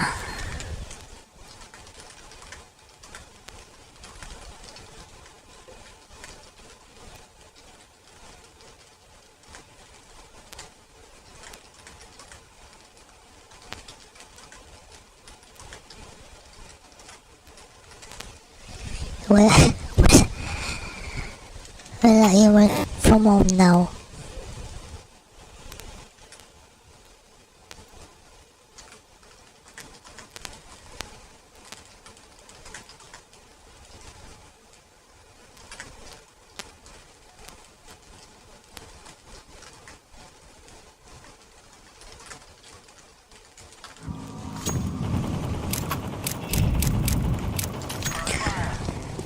Grenade. Decoy out. I mean, yeah, that's pretty rude. You know, my reason behind it is I don't wanna Grenade out. distract people. I don't wanna distract people. But I think that's pretty rude.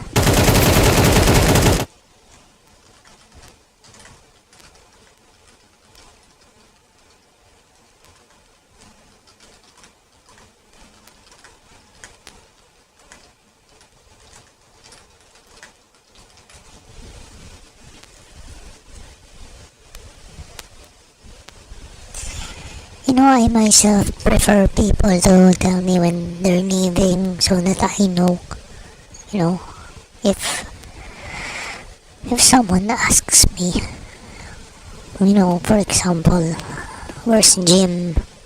I know what to tell them. Oh, he left 2 hours ago. For safety. Not only for professional reasons, but for safety also. Oh.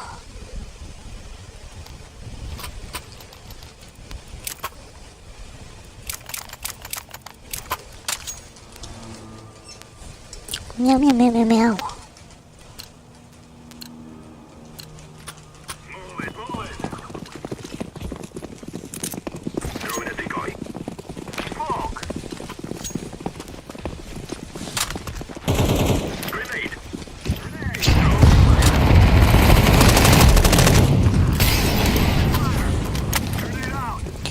Go away. Kasi naman.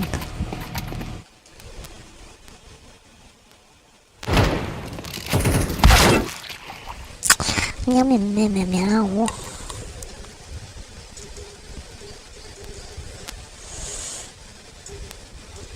I'm thinking, what if the power goes out?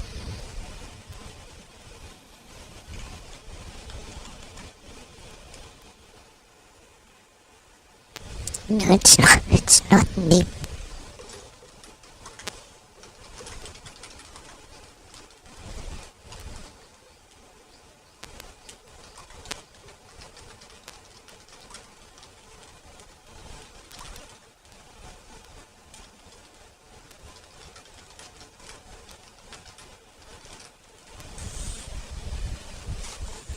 It's pretty normal to talk about that.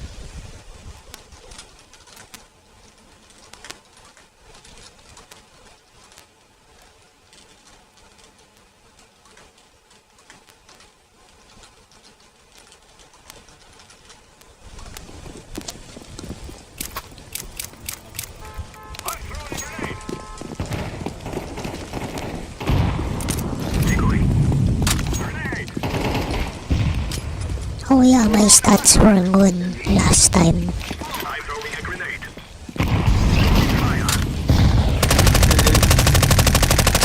You know, I think I got, if I remember correctly, I got six good surveys and 1 bad. Arlo. What's Arlo? What's that in English?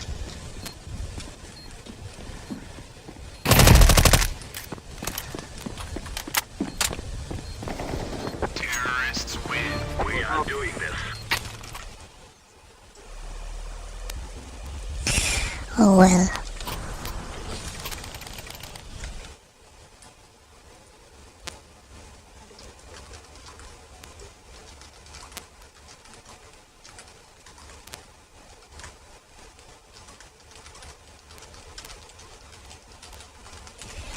Yeah, uncomfortable.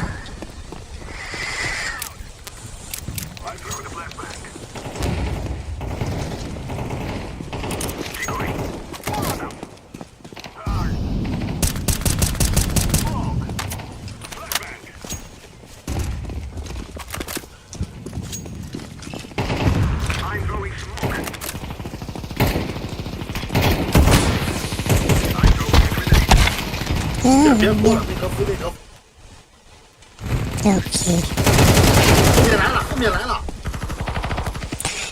You know, for the past 3 days or more, I've been listening to, you know, what we consider to be successful people.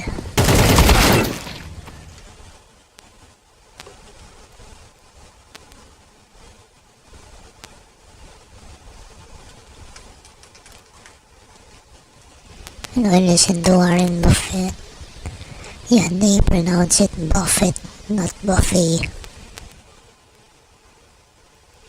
And Charlie. I've been listening to them.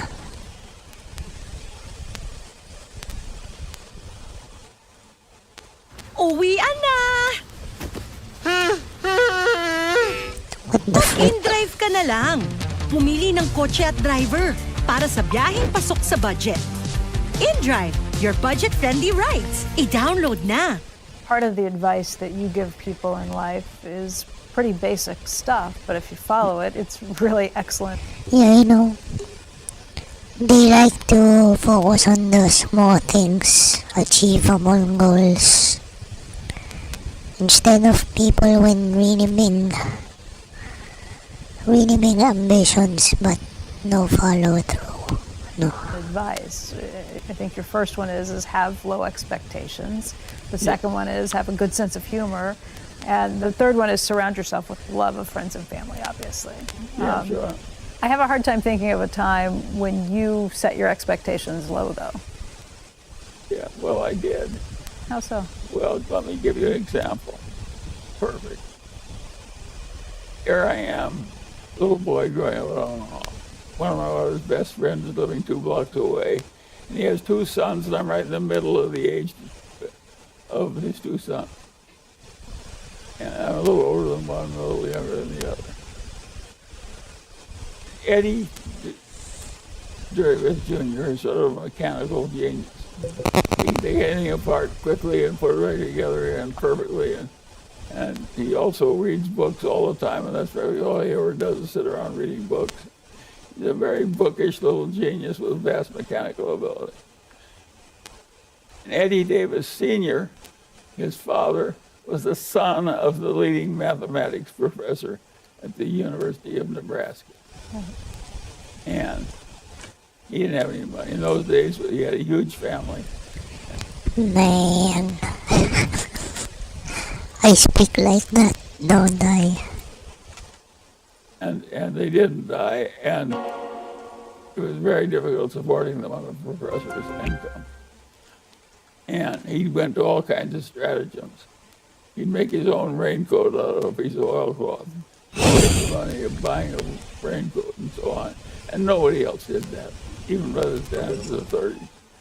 But that's the way he did it. But he was a very talented man who wrote math textbooks and so on. And Dr. Davis had enormous mechanical ability, as well as enormous mental ability and being physically dexterous. He could do anything. He saw things in 3 dimensions. And it was quite obvious that anything that required mechanical ability, I would not be as good as the 2 Davises. You know, I just, no amount of effort or work was ever going to do it, make me into a fly caster like Dr. Davis was or anything else that did.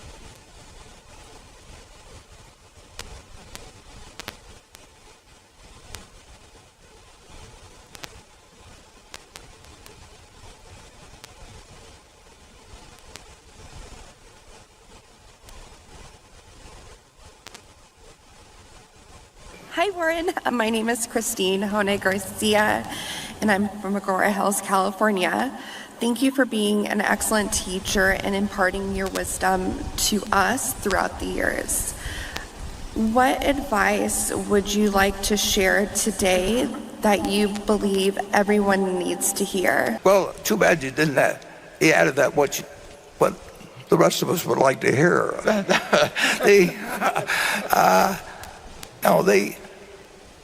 I would say that if I had one piece of advice, I would try to, well, and you're lucky you live in this country because it's just to start with, because you've got opportunities here that wouldn't exist in much of the world.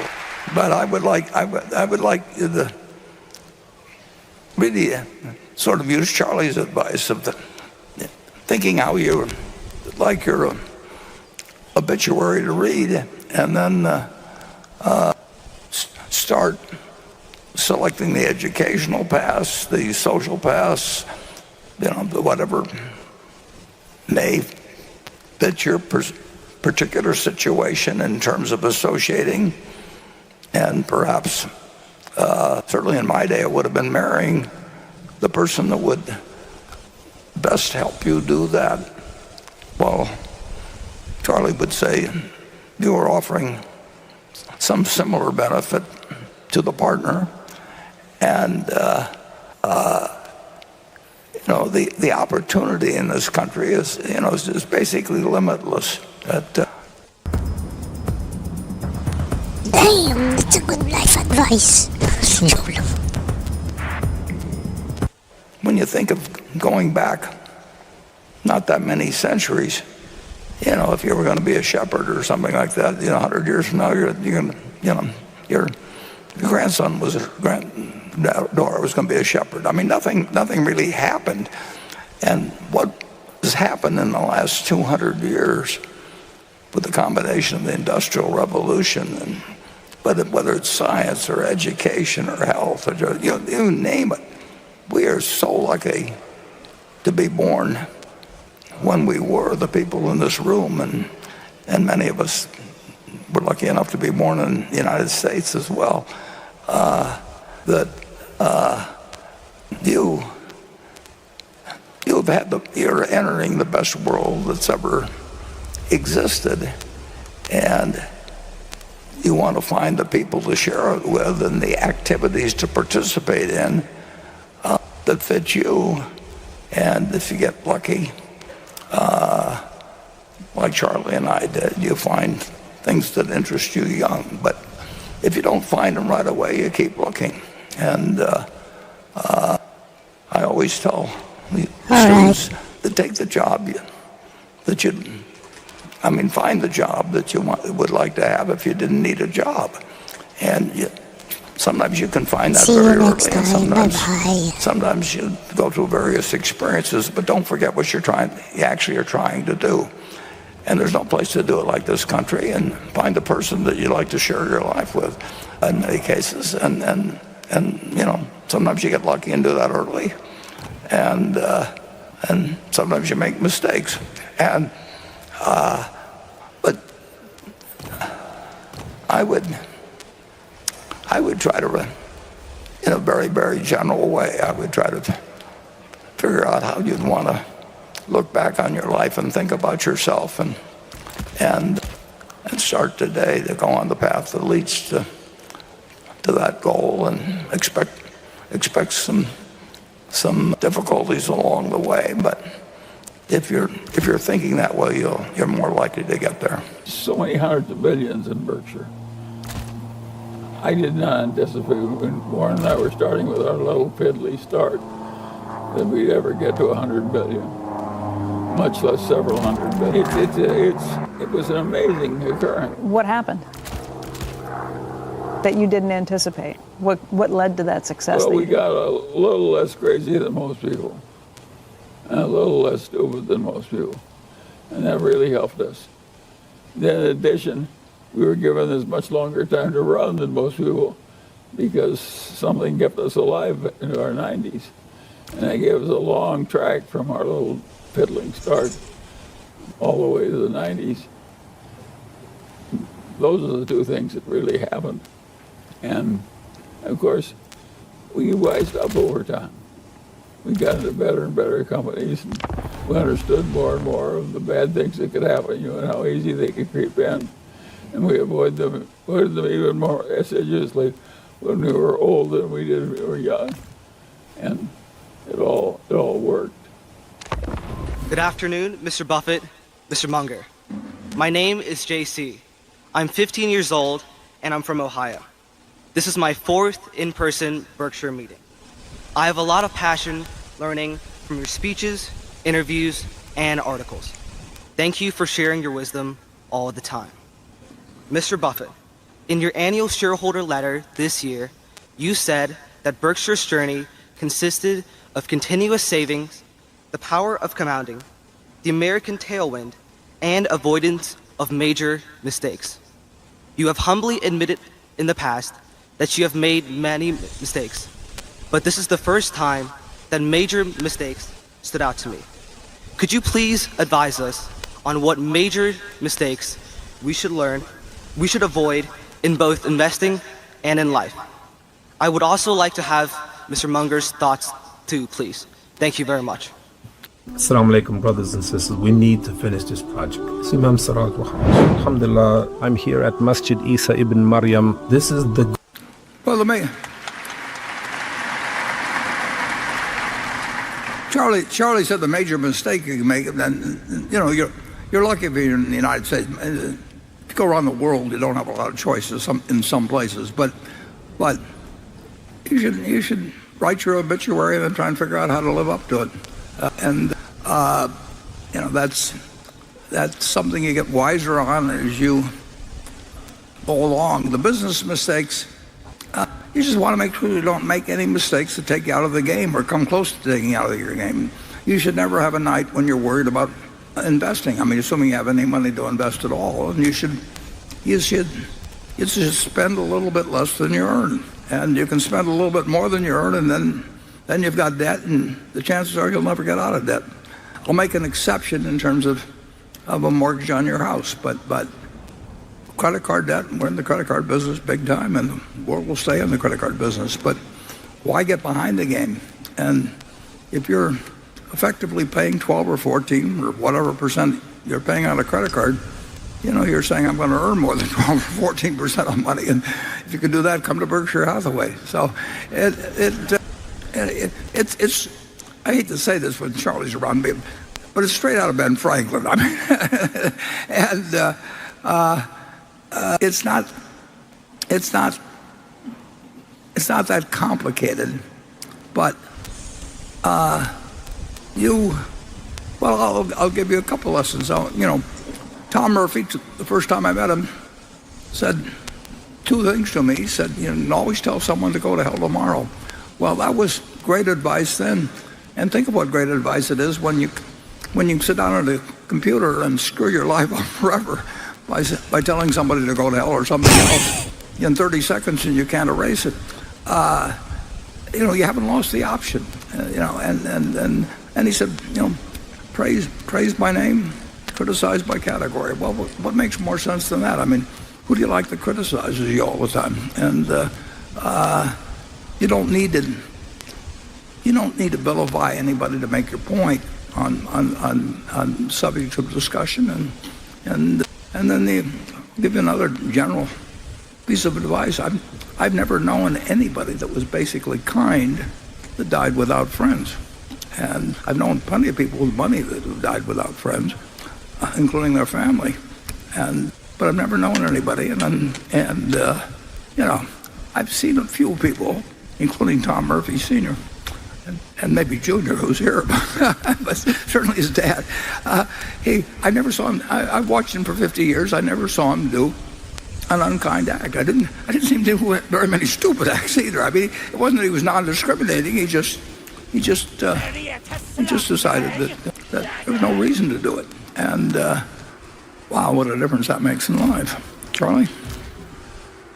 Well, it's so simple to spend less than you earn and invest shrewdly and avoid toxic people and toxic activities and try and keep learning all your life, etc., etc., and do a lot of deferred gratification because you prefer life that way.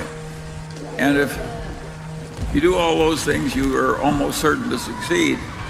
And if you don't, you're going to need a lot of luck. And you don't want to need a lot of luck. You want to go into a game where you're very likely to win without having any unusual luck.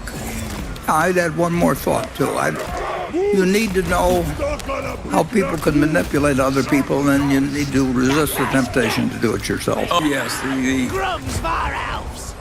the toxic people who are trying to fool you or lie to you, who aren't reliable in meeting their commitments. The great lesson of life is get them the hell out of your life. Yep. And do it fast. Do it fast. And I would add, Charlie would totally agree with me, do it tactfully if possible too. But do get them out of your life. Yes, yeah, I don't mind a little tact. Oh no, that's why I don't like to disturb people. Or even a little financial cost. But the question is getting them the hell out of the lot. Woodworking is more than a craft. It's an art that transforms raw wood into objects of beauty and utility. In this sacred dance between hands and nature, each piece becomes a testament to human ingenuity. Wood is one of the most fitting materials for building beautiful products. It is versatile, it can be shaped, and it absorbs color while retaining its natural and distinctive appearance. In today's world, this ancient practice evolves through the fusion of traditional wisdom and innovative vision, creating designs that challenge our perception of what's possible. Every piece of our furniture, if inspected, tells the story of how it was made through the hand tool marks that remain on the work. Most of our projects start with research of historical furniture designs. Our contemporary take on it often develops over time as we make multiples of the same pieces. It's a journey where intuition meets precision, where every grain tells a story waiting to be revealed. Each piece carries within it the dreams and dedication of its creator. The materials, the tools, the smell, the beautiful equipment, and the ability to build something useful has kept my enthusiasm alive. In this Domestika specialization, experienced artisans will teach you the techniques and secrets of woodworking to craft timeless pieces. Begin your creative woodworking adventure. Welcome to Domestika. Really, people probably look at you and think you're incredibly wealthy. You've had all these great opportunities and things that have happened in your life, but you've struggled too. Of course, everybody struggles. The iron rule of life is everybody struggles. I try and think back of what the toughest moments might have been and how you got through some of those. And I mean, well, we all know how to get through them. The great philosophers of realism are also the great philosophers of what I call soldiering through. If you soldier through, you can get through almost anything, and it's your only option. You can't bring back the dead, you can't cure the dying child, you can't do all kinds of things. You have to soldier through, and you just, somehow you soldier through. If you have to walk through the streets crying for a few hours a day, it's part of soldiering through. Go ahead and cry away, but you have to, you can't quit. You can cry all right, but you can't quit. you've had time in your life when you've done that? Sure. I cried all the time when my first child died. But I knew I couldn't change the fate. Charlie, Warren Buffett told me that a long, long time ago. You told him he should live his life. He should write his obituary the way he wants it written and then live his life accordingly. Yeah, sure. I assume you've done the same thing for yourself. Well, no, I've written my obituary the way I've lived my life, and if people want to pay attention to it, it's all right with me. And if they want to ignore it, that's okay with me too. I'll be dead, so what difference will it make? And so, but I think it's not a bad idea. Is the plan for your life, the obituary you would write in your 30s, the same you would write today? Sure. I basically believe in the soldier-on system. Mm-hmm. Lots of hardship will come, and you gotta handle it well by soldiering through. And a few rare opportunities will come. You gotta learn how to recognize them when they come, and not make too minor a trip to the pie counter when the opportunity is available. And those are simple lessons.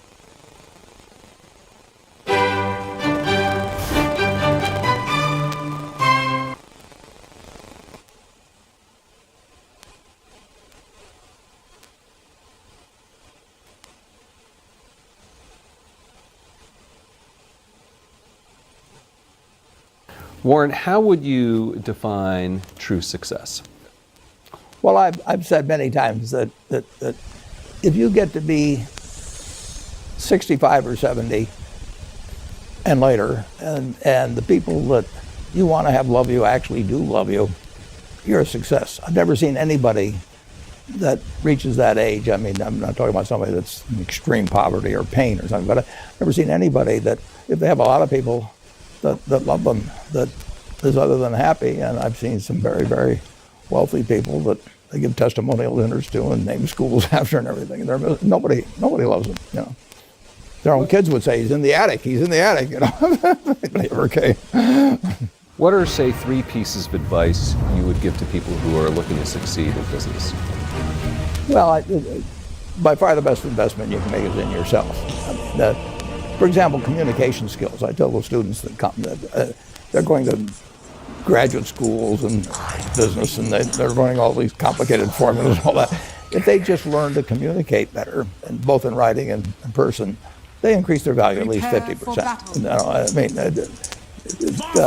if you can't communicate, somebody says, you know, it's like winking at a girl in the dark. Nothing happens, you know, basically. And you have to be able to get forth your ideas, and that's relatively easy. I did it myself with the Dale Carnegie course. Some people wish I'd taken a shorter course now in terms of my talking later on, but it's just hugely important. And if you invest in yourself, nobody can take it away from you. I mean,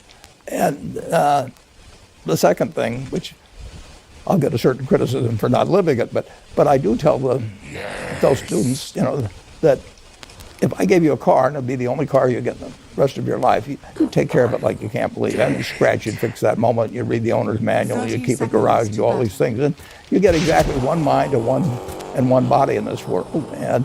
And you can't start taking care of it when you're 50. By that time, you'll have rusted out if you haven't done anything. So you should really be sure that you just remember that you just got one mind and body to get through life with, and to do the most with it.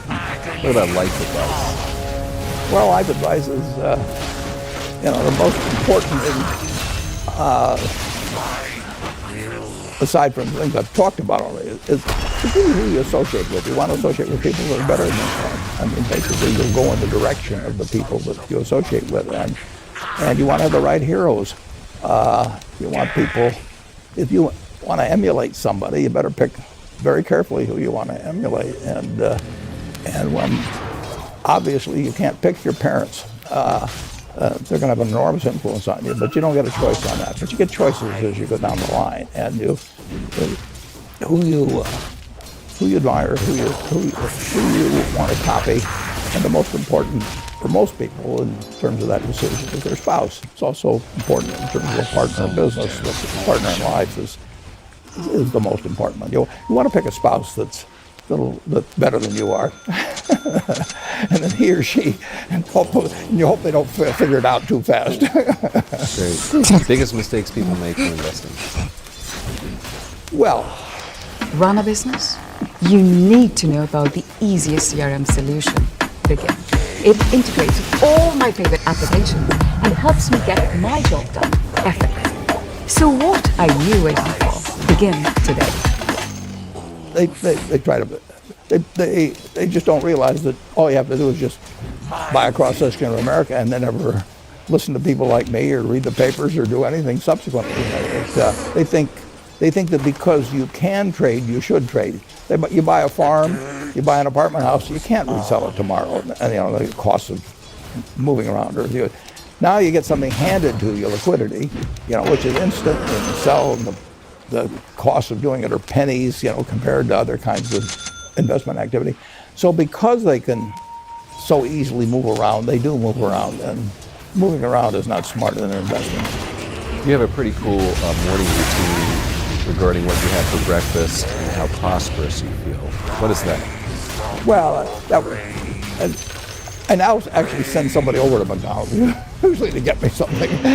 since the publicity I got from earlier describing my habits at McDonald's, I now somebody have somebody go in the office, but that was more for entertainment value. I actually eat exactly what I like to eat. If I liked it on my 6th birthday, at my 6th birthday party when we had hot dogs and hamburgers and Coke and ice cream with chocolate, I still like it. and I don't care about anything subsequently. That I discovered it all by the time I was 6. And if somebody offered me a deal when I was 20 and said, you're going to live 1 year longer, instead of living to 88, you'll live to 89 or whatever it may be, if you eat nothing but broccoli and Brussels sprouts and onions and all these things. I just said, I'll take the last year off. It probably won't be that good anyway. So I eat what I like to eat. I'm not venturesome in that area. I like how you lumped in onions with broccoli and Brussels sprouts. Never heard that. I just don't happen to like onions, but I don't put them in the same category. You and George H.W. Bush, I think. Is business school worth it? Depends on the person, but much more than it depends on the school. I mean, I wouldn't worry. Some people are going to get a lot out of advanced education, and some people are going to get very little. And I don't even think it's important that every person go to college at all. I mean, we have all kinds of jobs at 70 or so thousand a year, or 80,000 a year. That college training is not of use. And I actually was not keen on going to college myself. Yeah, my dad kind of jollied me into it. He could get me to do anything. But if they'd had an SAT test in those days, he would have taken the test for me. but I knew I could have a good time, and I liked investing, and I didn't really feel I could read the books. So I don't. It's a big commitment to take 4 years, and the cost involved, and maybe the loans involved, and everything. I think, depending on what your interests are in life, I don't think it's for everybody. I think it's for a lot of people. But there ought to be a reason you're going, and I didn't really see much reason. All right, last question. So lightning rounds. There's a few. Do you ever drink water? Only under duress. What is your favorite all-time song, Warren? It's undoubtedly, it's My Way. Oh, what about a movie? Favorite movie? Well, I like The Bridge on the River Kwai because of there were a lot of lessons in that. Plus, it was enormously fascinating. Catchy tune, also. Catchy tune, also. Yeah, right. Right. But the ending of that was sort of the story of life. He created the railroad, and did he really want the enemy to come in across it? Got it. Favorite book? Well, the favorite book from the book that had the most impact on my life was The Intelligent Investor by Ben Graham. I knew you were going to say that. Favorite TV show? It's probably going to be it would be Nebraska in some huge bowl game and winning. And finally, what do you carry in your wallet, and how much money do you tend to carry around? Well, I probably carry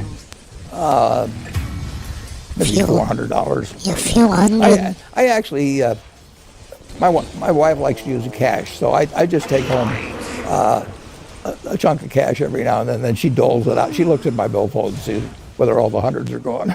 Sticks a few in that way. It's pretty simple. And credit cards?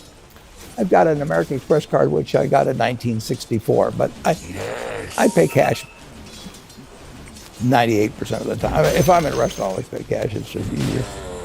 Warren Buffett, thanks very much. If you want to learn how to master using AI, don't watch YouTube videos.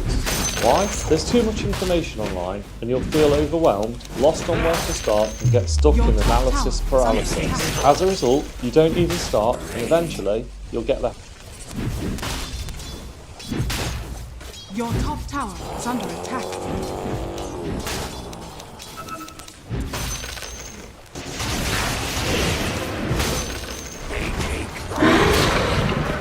Your top tower is under attack.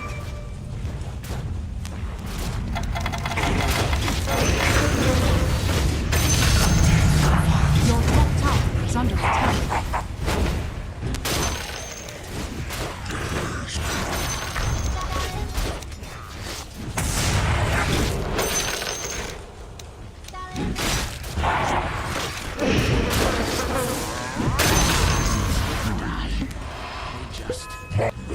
structures are fortified.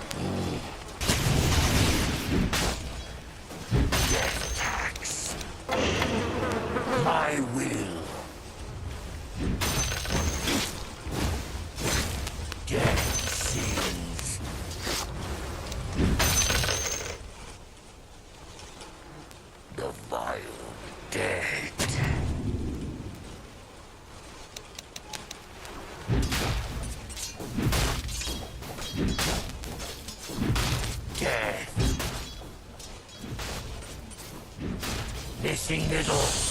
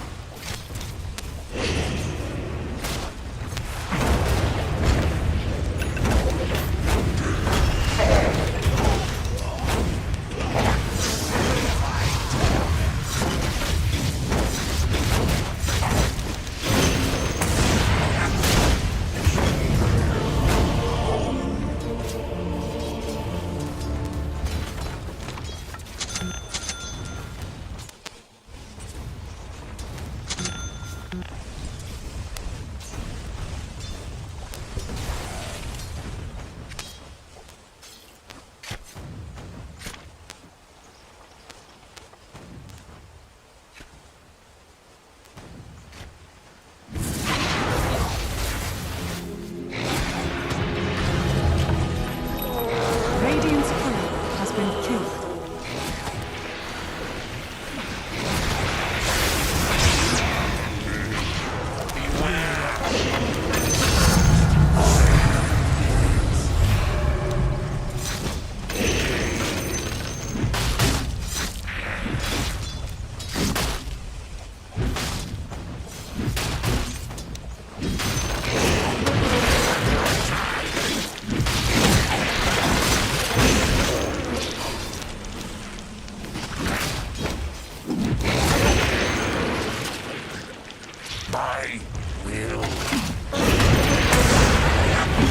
Bottom tower has fallen.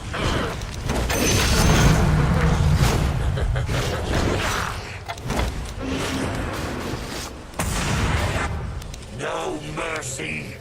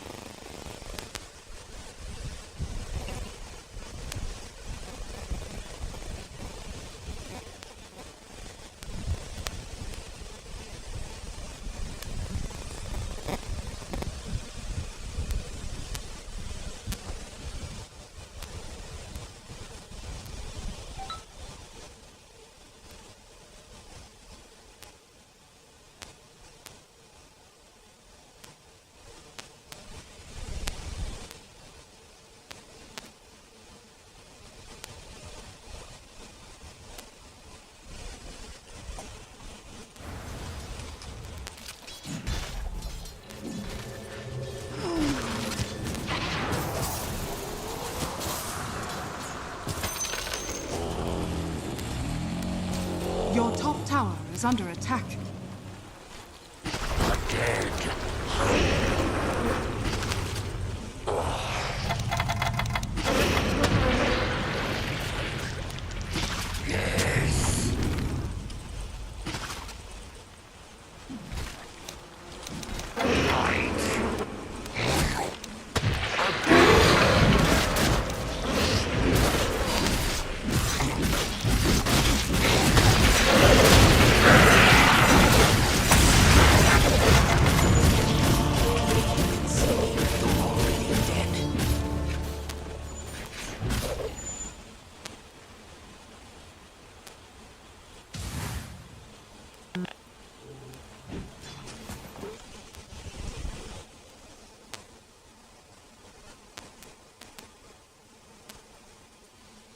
Okay, and then we will speak about that. Again, I will ask the same question. Okay, focus.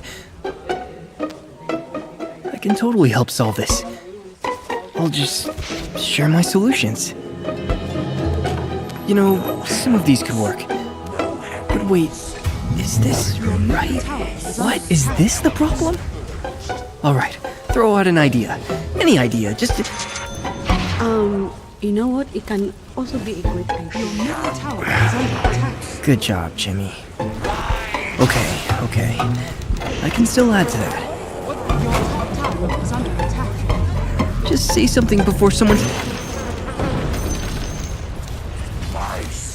No, that's fine. There's too many options anyway, and it's getting complicated. Why are my thoughts so messy?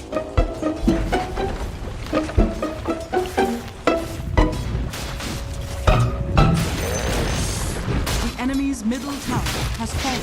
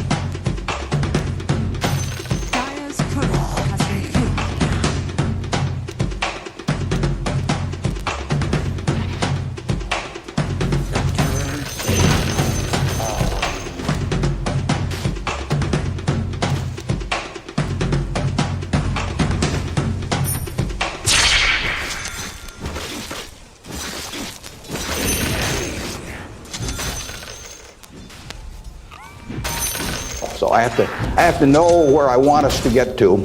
I have to see over the next mountain if possible. But then I have to get a lot of other people to look over that mountain with me and really do the job. I mean, they are the ones that get it accomplished. So it's getting things done through other people. Now, Berkshire is like many large corporations in certain ways, but it's really quite different in many ways.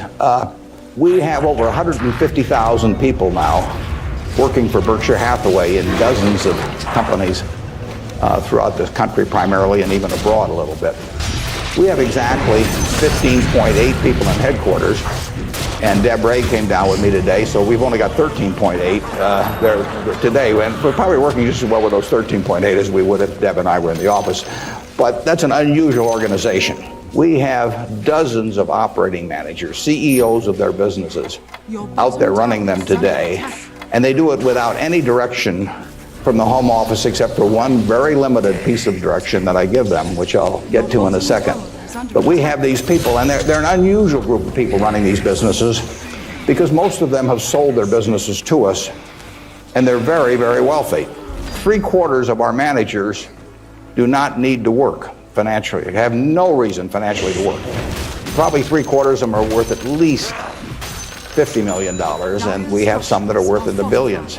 And yet these people jump out of bed every morning and work, and they work weekends, and they love working. And why is that? What's the key to that? The key really is the same reason I keep working. You know, I'm 72. I'm getting Social Security now, so I should be in Florida, pushing shuffleboard around or something of the sort. But I do what I can do, anything in the world I want to do. But what I want to do is run Berkshire Hathaway. Now, why do I want to run it that way? There's a couple things. A, I get to paint my own painting. I go down there every day, and I feel like Michelangelo. They're working on the Sistine Chapel or something. Nobody else may think it's a great painting, but I get to paint my own painting. I do not have people second guessing me. I do not have people saying, why don't you use a little more red paint than blue paint? Why don't you paint a seascape instead of a landscape? I get to do my own thing. It's a form of creativity. It's exactly like somebody feels it's a professional golfer or somebody feels it's a painter. They're not doing it for the money, primarily. They're doing it because they like doing something well, and that it happens to be down the route of their talents. And the second thing I like, frankly, is I like applause. I like appreciation. So I like having shareholders who feel good about what I've done. I mean, I have a 96-year-old aunt, and her husband went to the University of Nebraska too. And she has all the money in Berkshire Hathaway, and she counts on me. And she's out in Palm Springs now, and her whole net worth is in Berkshire. And I've got cousins, and everybody in our family has got all their money in Berkshire. And so those people are counting on me. And that's kind of fun to have something where you can actually deliver for other people and change their lives in positive ways. As a matter of fact, we had a couple that nobody had ever heard of up until a few years ago. The Othmers in New York, they came from Omaha. Not sure which high school she went to in Omaha, probably South High. They left $750 million when they died. Nobody had ever heard of them. And I think a substantial portion, went right here to the University of Nebraska. It was probably a total surprise to the university when they got, I don't know, you probably got 150 million or so. Yeah. What's up, guys? In this video, I'm going to share with you how to come up with business ideas that are actually good. Welcome to How to Start a Startup. In this course, I'll share with you the exact steps I took to build my own business. Yeah, well, you should thank the Othmers, but nevertheless, you see the money, you see good things happening out of it. So it's fun. I mean, it beats playing golf every day or something of the sort. So I say, if that's what turns me on, what's going to turn on these managers that are out there running things like Clayton Homes, or we've got a company, Flight Safety, that trains more pilots than anybody in the world. Flight Safety is run by an 85-year-old man, Al Yulshi. Al started the company with $10,000 in 1951. It now trains 4 or 5 times as many pilots as non-military pilots as anybody in the world. And he is there at 85, and it's a matter of public record. He's got $1 billion worth of Berkshire shares. He works 7 days a week. He loves it. And he loves it for the same reason that I love what I do. He gets to do it his way. He buys these big simulators that you train pilots in. He doesn't have to check with me as to whether to spend $15 million for a simulator. He doesn't ask me. He knows so much more about it than I do. Why in the world would he ask me? Well, I can't tell what kind of a plane I'm in, when I'm flying around. And Al is spending a couple $100 million a year on simulators. He's spending Berkshire Hathaway money, and he never checks with Omaha. He's never had to come to Omaha for any kind of meetings. He runs his own business. And that's what he loves in life. And I let him do it. I mean, that's my contribution to it, is really turning loose his energies. And, they were properly directed before we bought the company 7 or 8 years ago. Why should I think that, he couldn't keep running it after that? And like I say, at 85, he's still running it. The second thing that our managers like, in addition to this painting their own painting, is they too love applause. I report in my annual report accurately what they have accomplished, but they accomplished a lot. You heard Susan Jock, I think, some weeks ago here. Susan came to Borsheim's and she was making $4 an hour. $4 an hour. Before she was 40, she became CEO of the second largest independent jewelry operation in the United States. $4 an hour. But it's talent, you know, and Susan knows more about, I don't know anything about jewelry, you know, you could hand me a phony diamond or a real diamond, I couldn't tell the difference. But if I started telling Susan what to order in the way of jewelry, or if I started telling her what kind of terms to extend to customers or who to hire or anything like that, you know, she doesn't need that in life. She really owns Borsheim's, you know. We have the stock certificate. We get the profits. We get accustomed to. But it's her baby. It's her baby. She decides, you know, everything about that place. And so it's her creation. And that feeling of ownership is really extraordinary. And it's so much better. I mean, it's the way I like to work. It's the way Susan Jock likes to work. It's the way Al Yoshi likes to work. And Susan, like anybody else in this world, loves being appreciated. I mean, there'd be something wrong with her if she didn't. And the truth is, nobody appreciates her more than I do. I mean, she is a talent.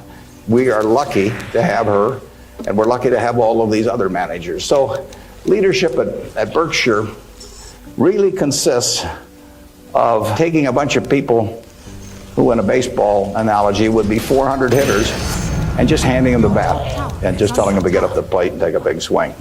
There's very little to it beyond that. One thing I do is I send them a letter. We don't have meetings in Omaha. Some of our managers, there aren't any meetings, and there are no catechism or anything else. Once every 2 years, I send them a letter. This is it. Roughly one and a half pages or so.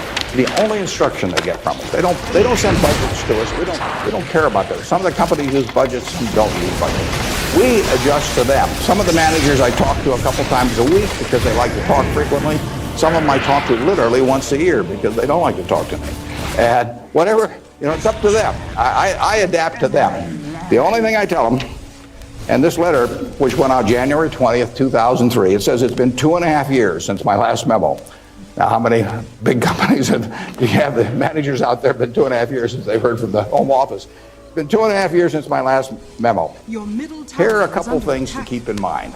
And number one, and this is number one every time, this doesn't change. It won't change 2 years from now or 4 years from now or 6 years from now. Number one, we can afford to lose money, even a lot of money. We're so close. Thanks to generous believers, we're nearly there to save the house of Janet. This is your brother Abdurrahim McCarthy, and alhamdulillah, we cannot afford to lose reputation, even a shred of reputation. Let's be sure that everything we do in business can be reported on the front page of a national newspaper in an article written by an unfriendly but intelligent reporter. In many areas, including acquisitions, Berkshire's results have benefited from its reputation, and we don't want to do anything that in any way can tarnish it. Last year, Berkshire was ranked by Fortune as the 4th most admired company in the world. This year, we were 3rd in the United States. They just published it. It took us 37 years to get there, but we could lose it in 37 minutes. And that's the message. I mean, we can lose money. It does, you know, it's nicer to make money, but we'll figure out ways to make money. But we can't lose a shred of reputation, because you don't get it back. And you can, I said 37 minutes, but you can lose it a lot faster than that. You can lose it in 5 minutes. And in fact, I was talking to Bruce coming in, and he did some work around Salomon Brothers, and I went back there 11 years ago because this firm, it had the 2nd largest balance sheet in the United States at that time. It was a preeminent firm on Wall Street. John Goodfriend, who ran it, had his picture on the front of Business Week as the king of Wall Street. And in April, late in April 1991, he made a fateful decision. It was reported to him that an employee down the line had flim-flammed the U.S. Treasury, had broken some rules, tried to play games with him. And John did not report that fact to the Treasury or to the Federal Reserve or to the SEC or to anybody else. He didn't do anything wrong himself, but he got behind the curve. He didn't report it. The president of the company, Tommy Strauss, didn't report it. If you saw that Katie Couric show on Sunday night on the Central Park Jogger, Tom Strauss was on there, but Tom Strauss ended up losing he was president of Salomon Brothers. John was chairman, John Goodfriend. They didn't do anything. They dawdled. And after a few weeks, the same guy that had committed the terrible acts earlier, on May 15th, he did the same thing again at a Treasury auction. And now they were in this terrible pickle because they'd known about this on about April 28th, that this guy was a bad actor, and they hadn't done anything. And now on May 15th, he does the same thing again. And now if they go, they start feeling if they go and talk about it, the people will say, well, why weren't you in here before? So they just kept trying to shove it out of their mind and do other things. And it came within inches of destroying the firm. It destroyed their careers. I mean, John Goodfriend, who spent 30 years in Wall Street and had a fine reputation, the king of Wall Street, was brought down by one simple act of omission. All he had to do was pick up the phone. Jerry Corrigan was head of the New York Fed. He had to pick up the phone and say, Jerry, you won't believe this, but this crazy guy in our Treasury Department, a fellow named Mosier, has just done this thing, and I'm terribly embarrassed, and what can we do to make it right? I mean, and Jerry Corrigan, being Jerry Corrigan, would have turned red in the face and gotten very mad and issued a lot of language I couldn't repeat here, but in the end he would have said, thanks for calling and telling us about it immediately, and we'll slap a fine on you or do whatever is appropriate. And the next day, the firm would have gone on fine. But John Goodfriend, actually, a perfectly okay guy, but he didn't act when it counted. And Tommy Strauss, who was number 2, the same way. And later on, they were fined and certainly kicked out of the securities industry. And Solomon barely survived. 8,000 employees around the world had their future in real jeopardy because of that single act.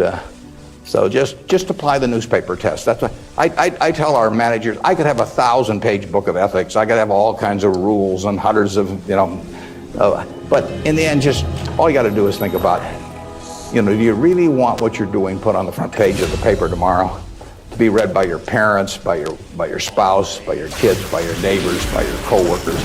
And if you're embarrassed about it, just forget about it. You're all going to do well financially. The nice thing about it is, you live in America in the year 2003. You don't live in Bangladesh. You don't live in America, of 1790 when it would. You live in a society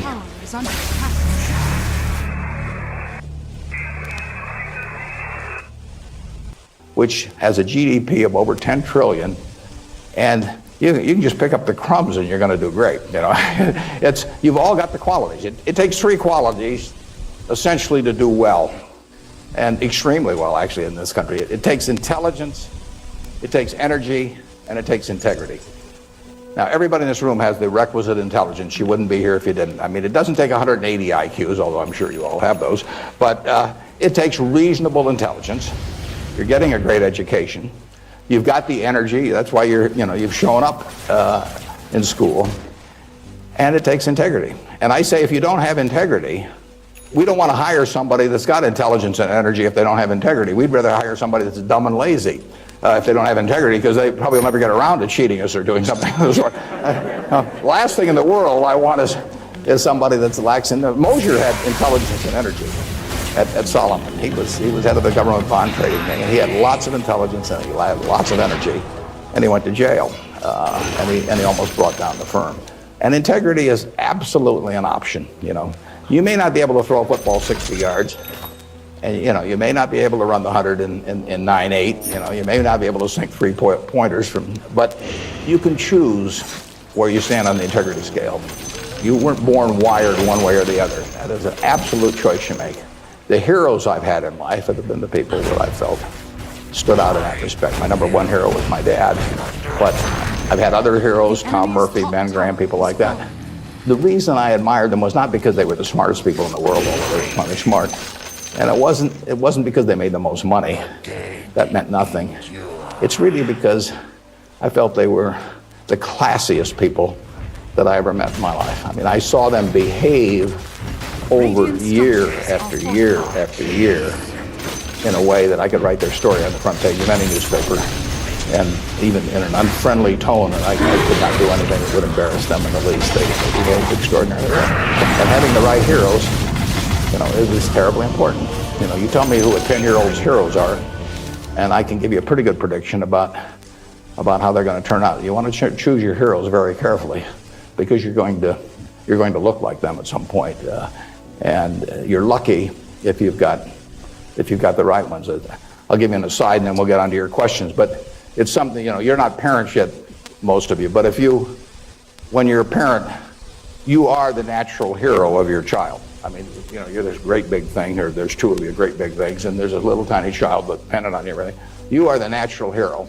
And anything they get in school, subsequently everything else, they're going to be shaped more by what they see in this behavior of yours toward them than anything that will impact them later in their lives. And if they want you to be the hero, you can destroy that, of course, and you've seen it done many, many times. But actually, if the parents are proper heroes, the child is about 90% of the way home. And you're lucky if you've had parents like that.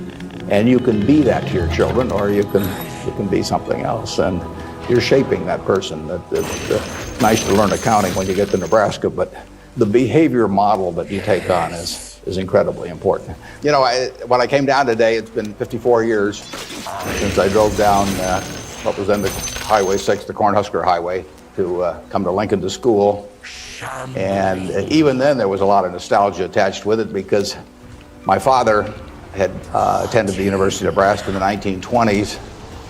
He was editor of the Daily Nebraskan, and one day a young woman from West Point, a student, came in to apply for a job as a reporter on the Daily Nebraskan, and my father not only hired her as a reporter, but he married her shortly thereafter. So both my parents attended here. My grandfather on my mother's side was here in the 1890s. And, so a lot of good things have happened to me because of the University of Nebraska. I received a terrific education here. I was telling the dean the most valuable thing I learned here, but I learned a lot, but the most valuable was accounting, and we had a wonderful professor named Ray Dean. There may even be something named for him down here. He was, I'd been to the Wharton School, I went to Columbia Graduate School. I needed a new career boost. I needed to add extra soft skills and identify the weak points that were holding me back and influencing the outcome of certain situations. And this program turned out to be a real lifestyle coach.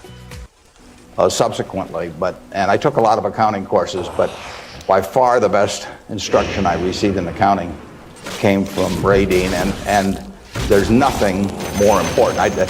People ask me what they should take in business school, or even if they don't go to business school, what they need to know before getting in business. And I tell them, you have to understand accounting. It's the language. I mean, it's like being in a foreign country without knowing the language if you're in business and you don't understand accounting. So you want to get as comfortable with that as you are with the English language.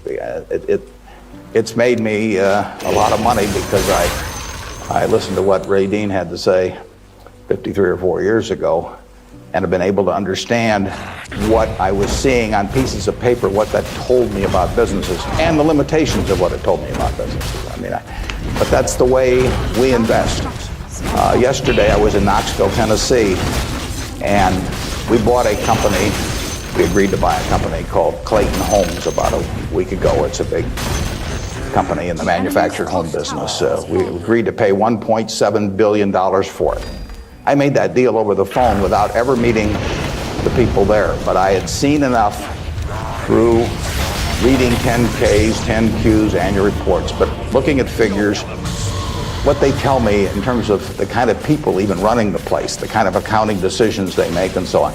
I was able to make that $1.7 billion transactions over the phone. Yesterday was the first time I met the people, and their board of directors had actually approved the deal a week earlier. I couldn't have done that if I hadn't have had a great time at Ray Dean's class 53 years ago. So if I'm going to tout one thing, aside from this particular leadership class, of course, if I'm going to tout one thing, I would tell you that get comfortable with it.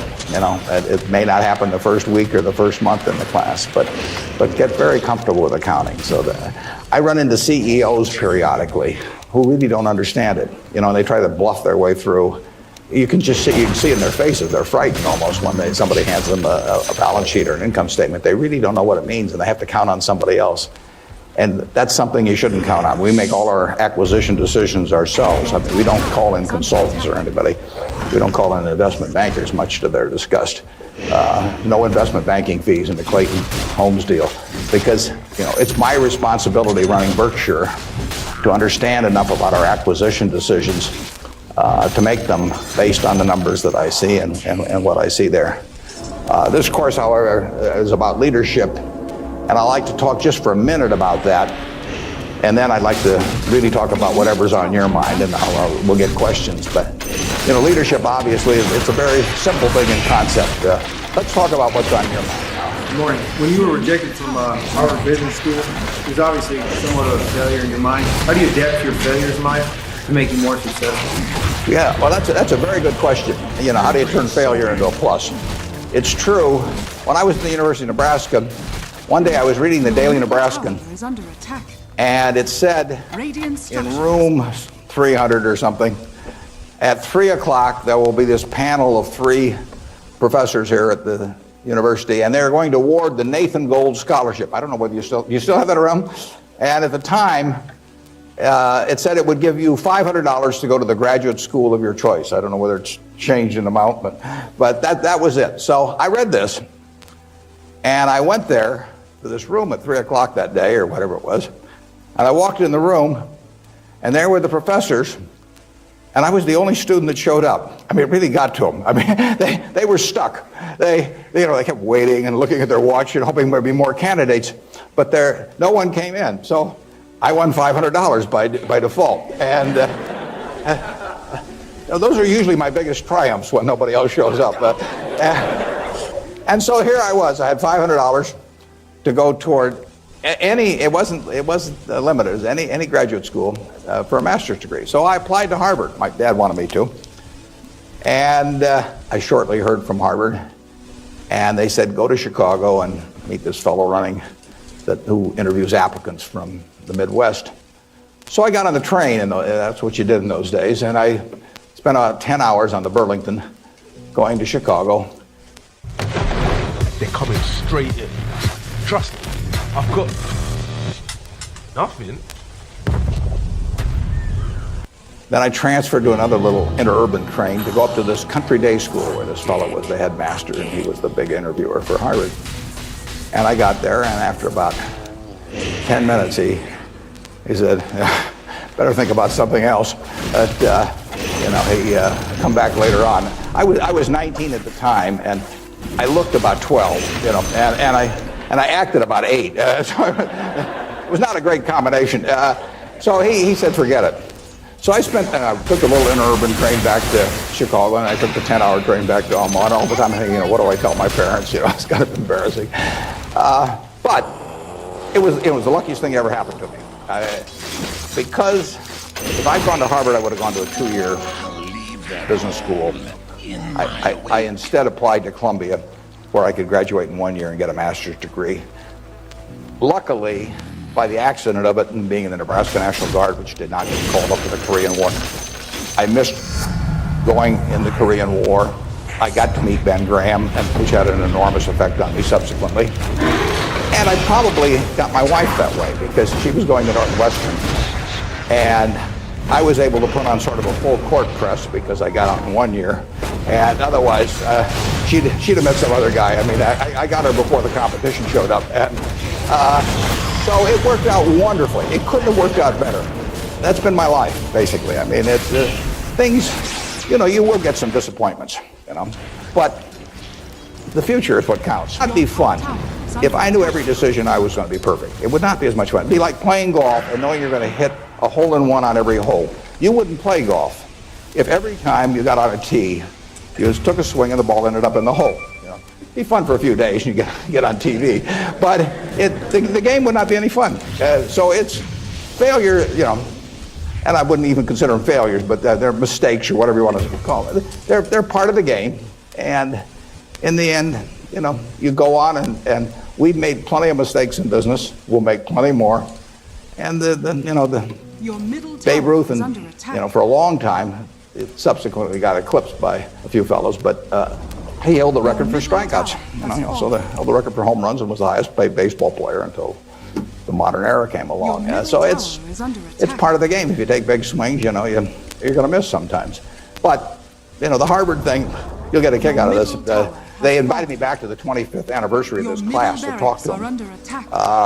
And I went back.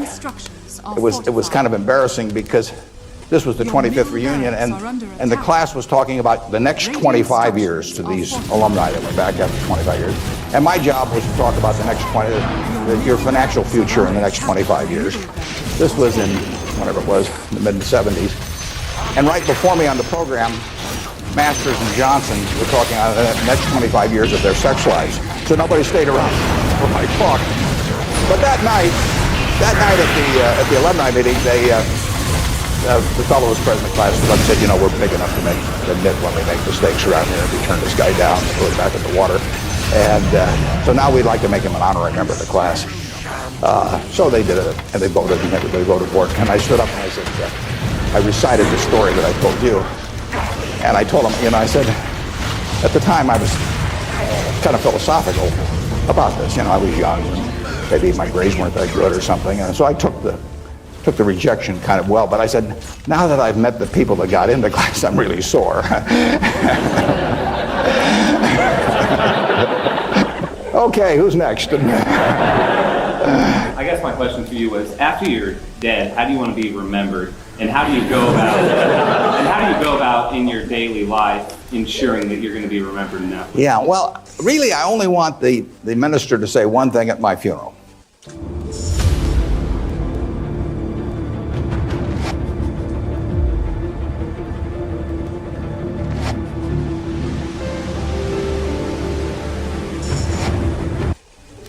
If he gets up there, and they play a few little hymns and everything, maybe they'll play There Is No Place Like Nebraska. That'd be great. I just want him to stay up there and say, my God, he was old. You know, I'll settle for that. But the truth is that to some extent, Berkshire's my creation. So I would like, to the extent that people regard that well, that's what counts. I mean, that's my painting. And I hope that people look at, I've been running it out for almost 38 years, about 38 years exactly, and it means I only got another 30 or 40 to go. And I hope that we have done some things differently than other corporations. We've operated on a different model. And I hope two things about it, actually. I hope, A, that people realize that that model works and why it works and so on, because it does conflict with certain management theory over the years. And secondly, the important thing is that it lasts well beyond me. I was down at Walmart 6 months ago and talked to their management group, and I had a great time. What is really astounding, I voted for Walmart as the most admired company in the country last year. That's where my vote went. It was astounding what Sam Walton built, starting in Bentonville, Arkansas with a pickup truck, taking on JCPenney and Kmart and Sears and all of these people with no money, you know, no real estate, no preference with vendors, no credit card list, anything. You could put them on, and of course you just ran away from them.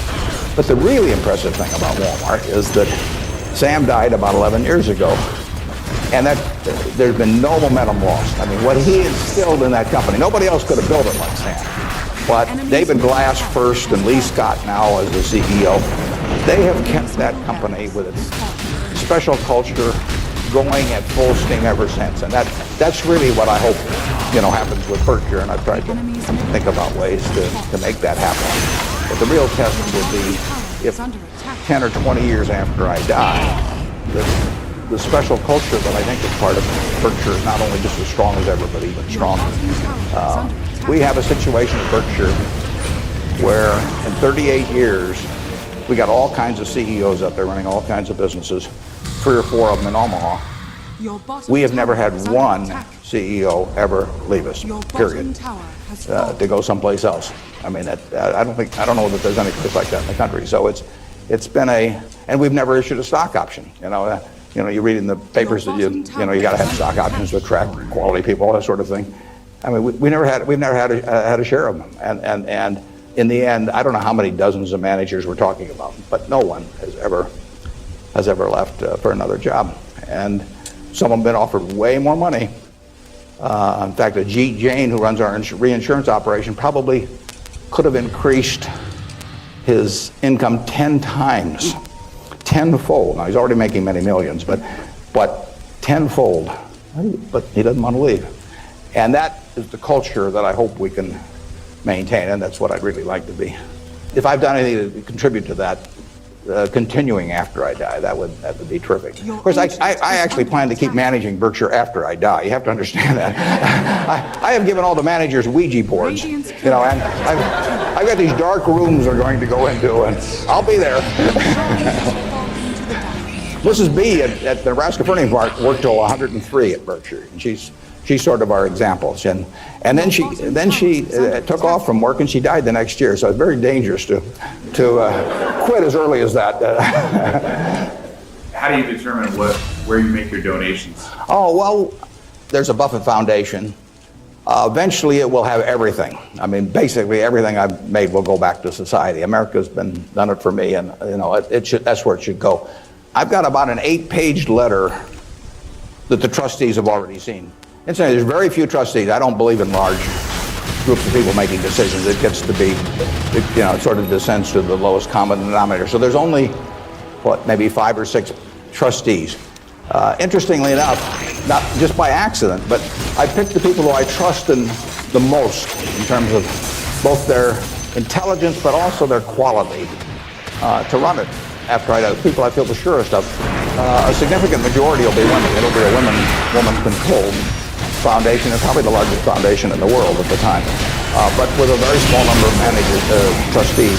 I have, in my letter, I tell them that I'm not going to give them any specific instructions as to what to do with the money.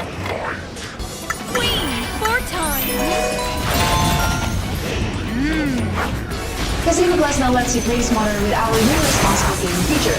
Just head to your profile, tap on responsible gaming, and set your monthly deposit limit. You can now enjoy the games without the worry. Keep it fun, game responsibly.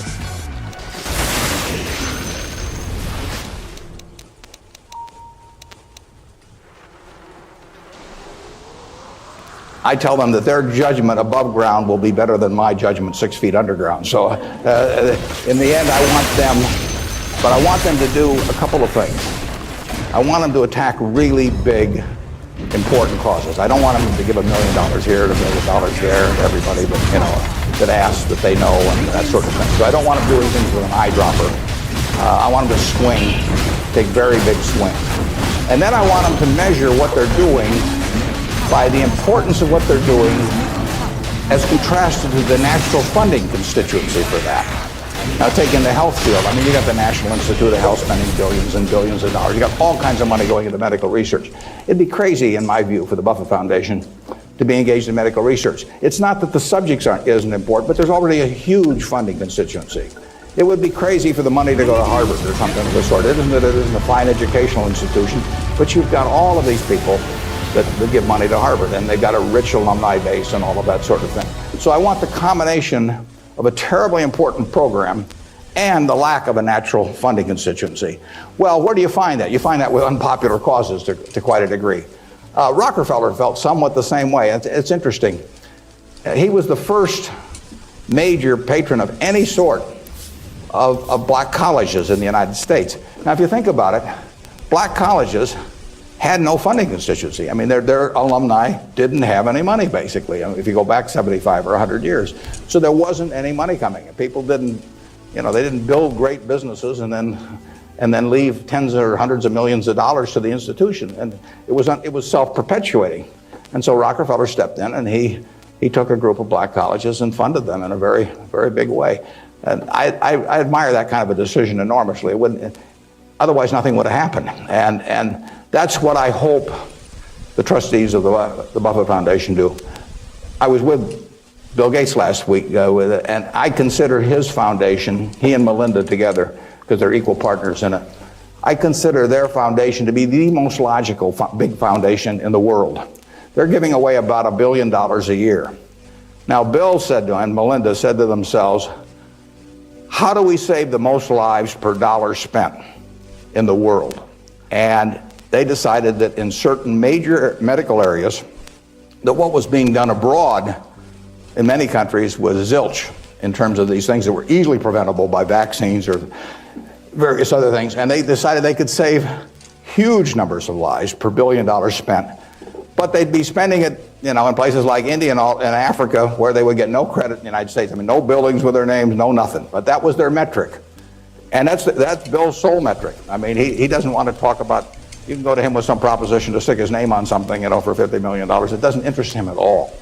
It's a totally rational one, and he pours himself into it. He has educated himself on medicine, and particularly medicine outside the United States, in a way that I've never seen anybody. And I've got the good news for you. This you should write down. On May 2nd, on public broadcasting, there will be a program with Bill Moyers. Bill Moyers is interviewing him, and Bill explains his philanthropic thinking. I went there. It was taped at Columbia University. And in fact, you may even see me in the audience sitting next to Melinda, but it's going to be a great program. They took about an hour and 20 minutes, and it's going to get edited down to 56 or 58 minutes. But you will hear as cogent an argument for rational philanthropy on that program as you'll ever hear in your life. So it's interesting. That program came about because about 2 years ago, I asked Bill a question at a group I get together, something akin to what you asked him. I asked him to talk about the evolution of his philanthropic thinking. And there were a group of about 60 of us there, and he talked to us, and I mean, it was a fabulous talk. And I said, you got to get that out in the public domain somehow. So this thing with Bill Moyers does that. If I die tonight, all my Berkshire shares, which are 99% of my net worth plus, go to my wife. If she dies first, hers go to me, and then it all goes to the Buffett Foundation, and it will then be active on a very big scale. And those are the guidelines, and who knows what those problems will be. I mean, it might well have been civil rights in the early 60s. I mean, the civil rights organizations, were not being funded by anybody, and I mean, money wasn't the big problem, but it was a problem in the civil rights arena, and there was no natural funding constituency for that. It was an very important issue, but it was an unpopular issue in many respects. And it seems to me that's where the money should go, particularly if you have it on a big scale where you can really do something.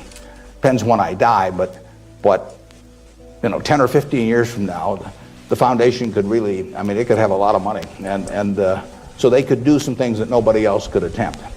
And it won't be what people want them to do. That's the nature of it. If it was what people wanted to do, it'd already be being done. The interesting thing, the contrast between business and philanthropy is interesting.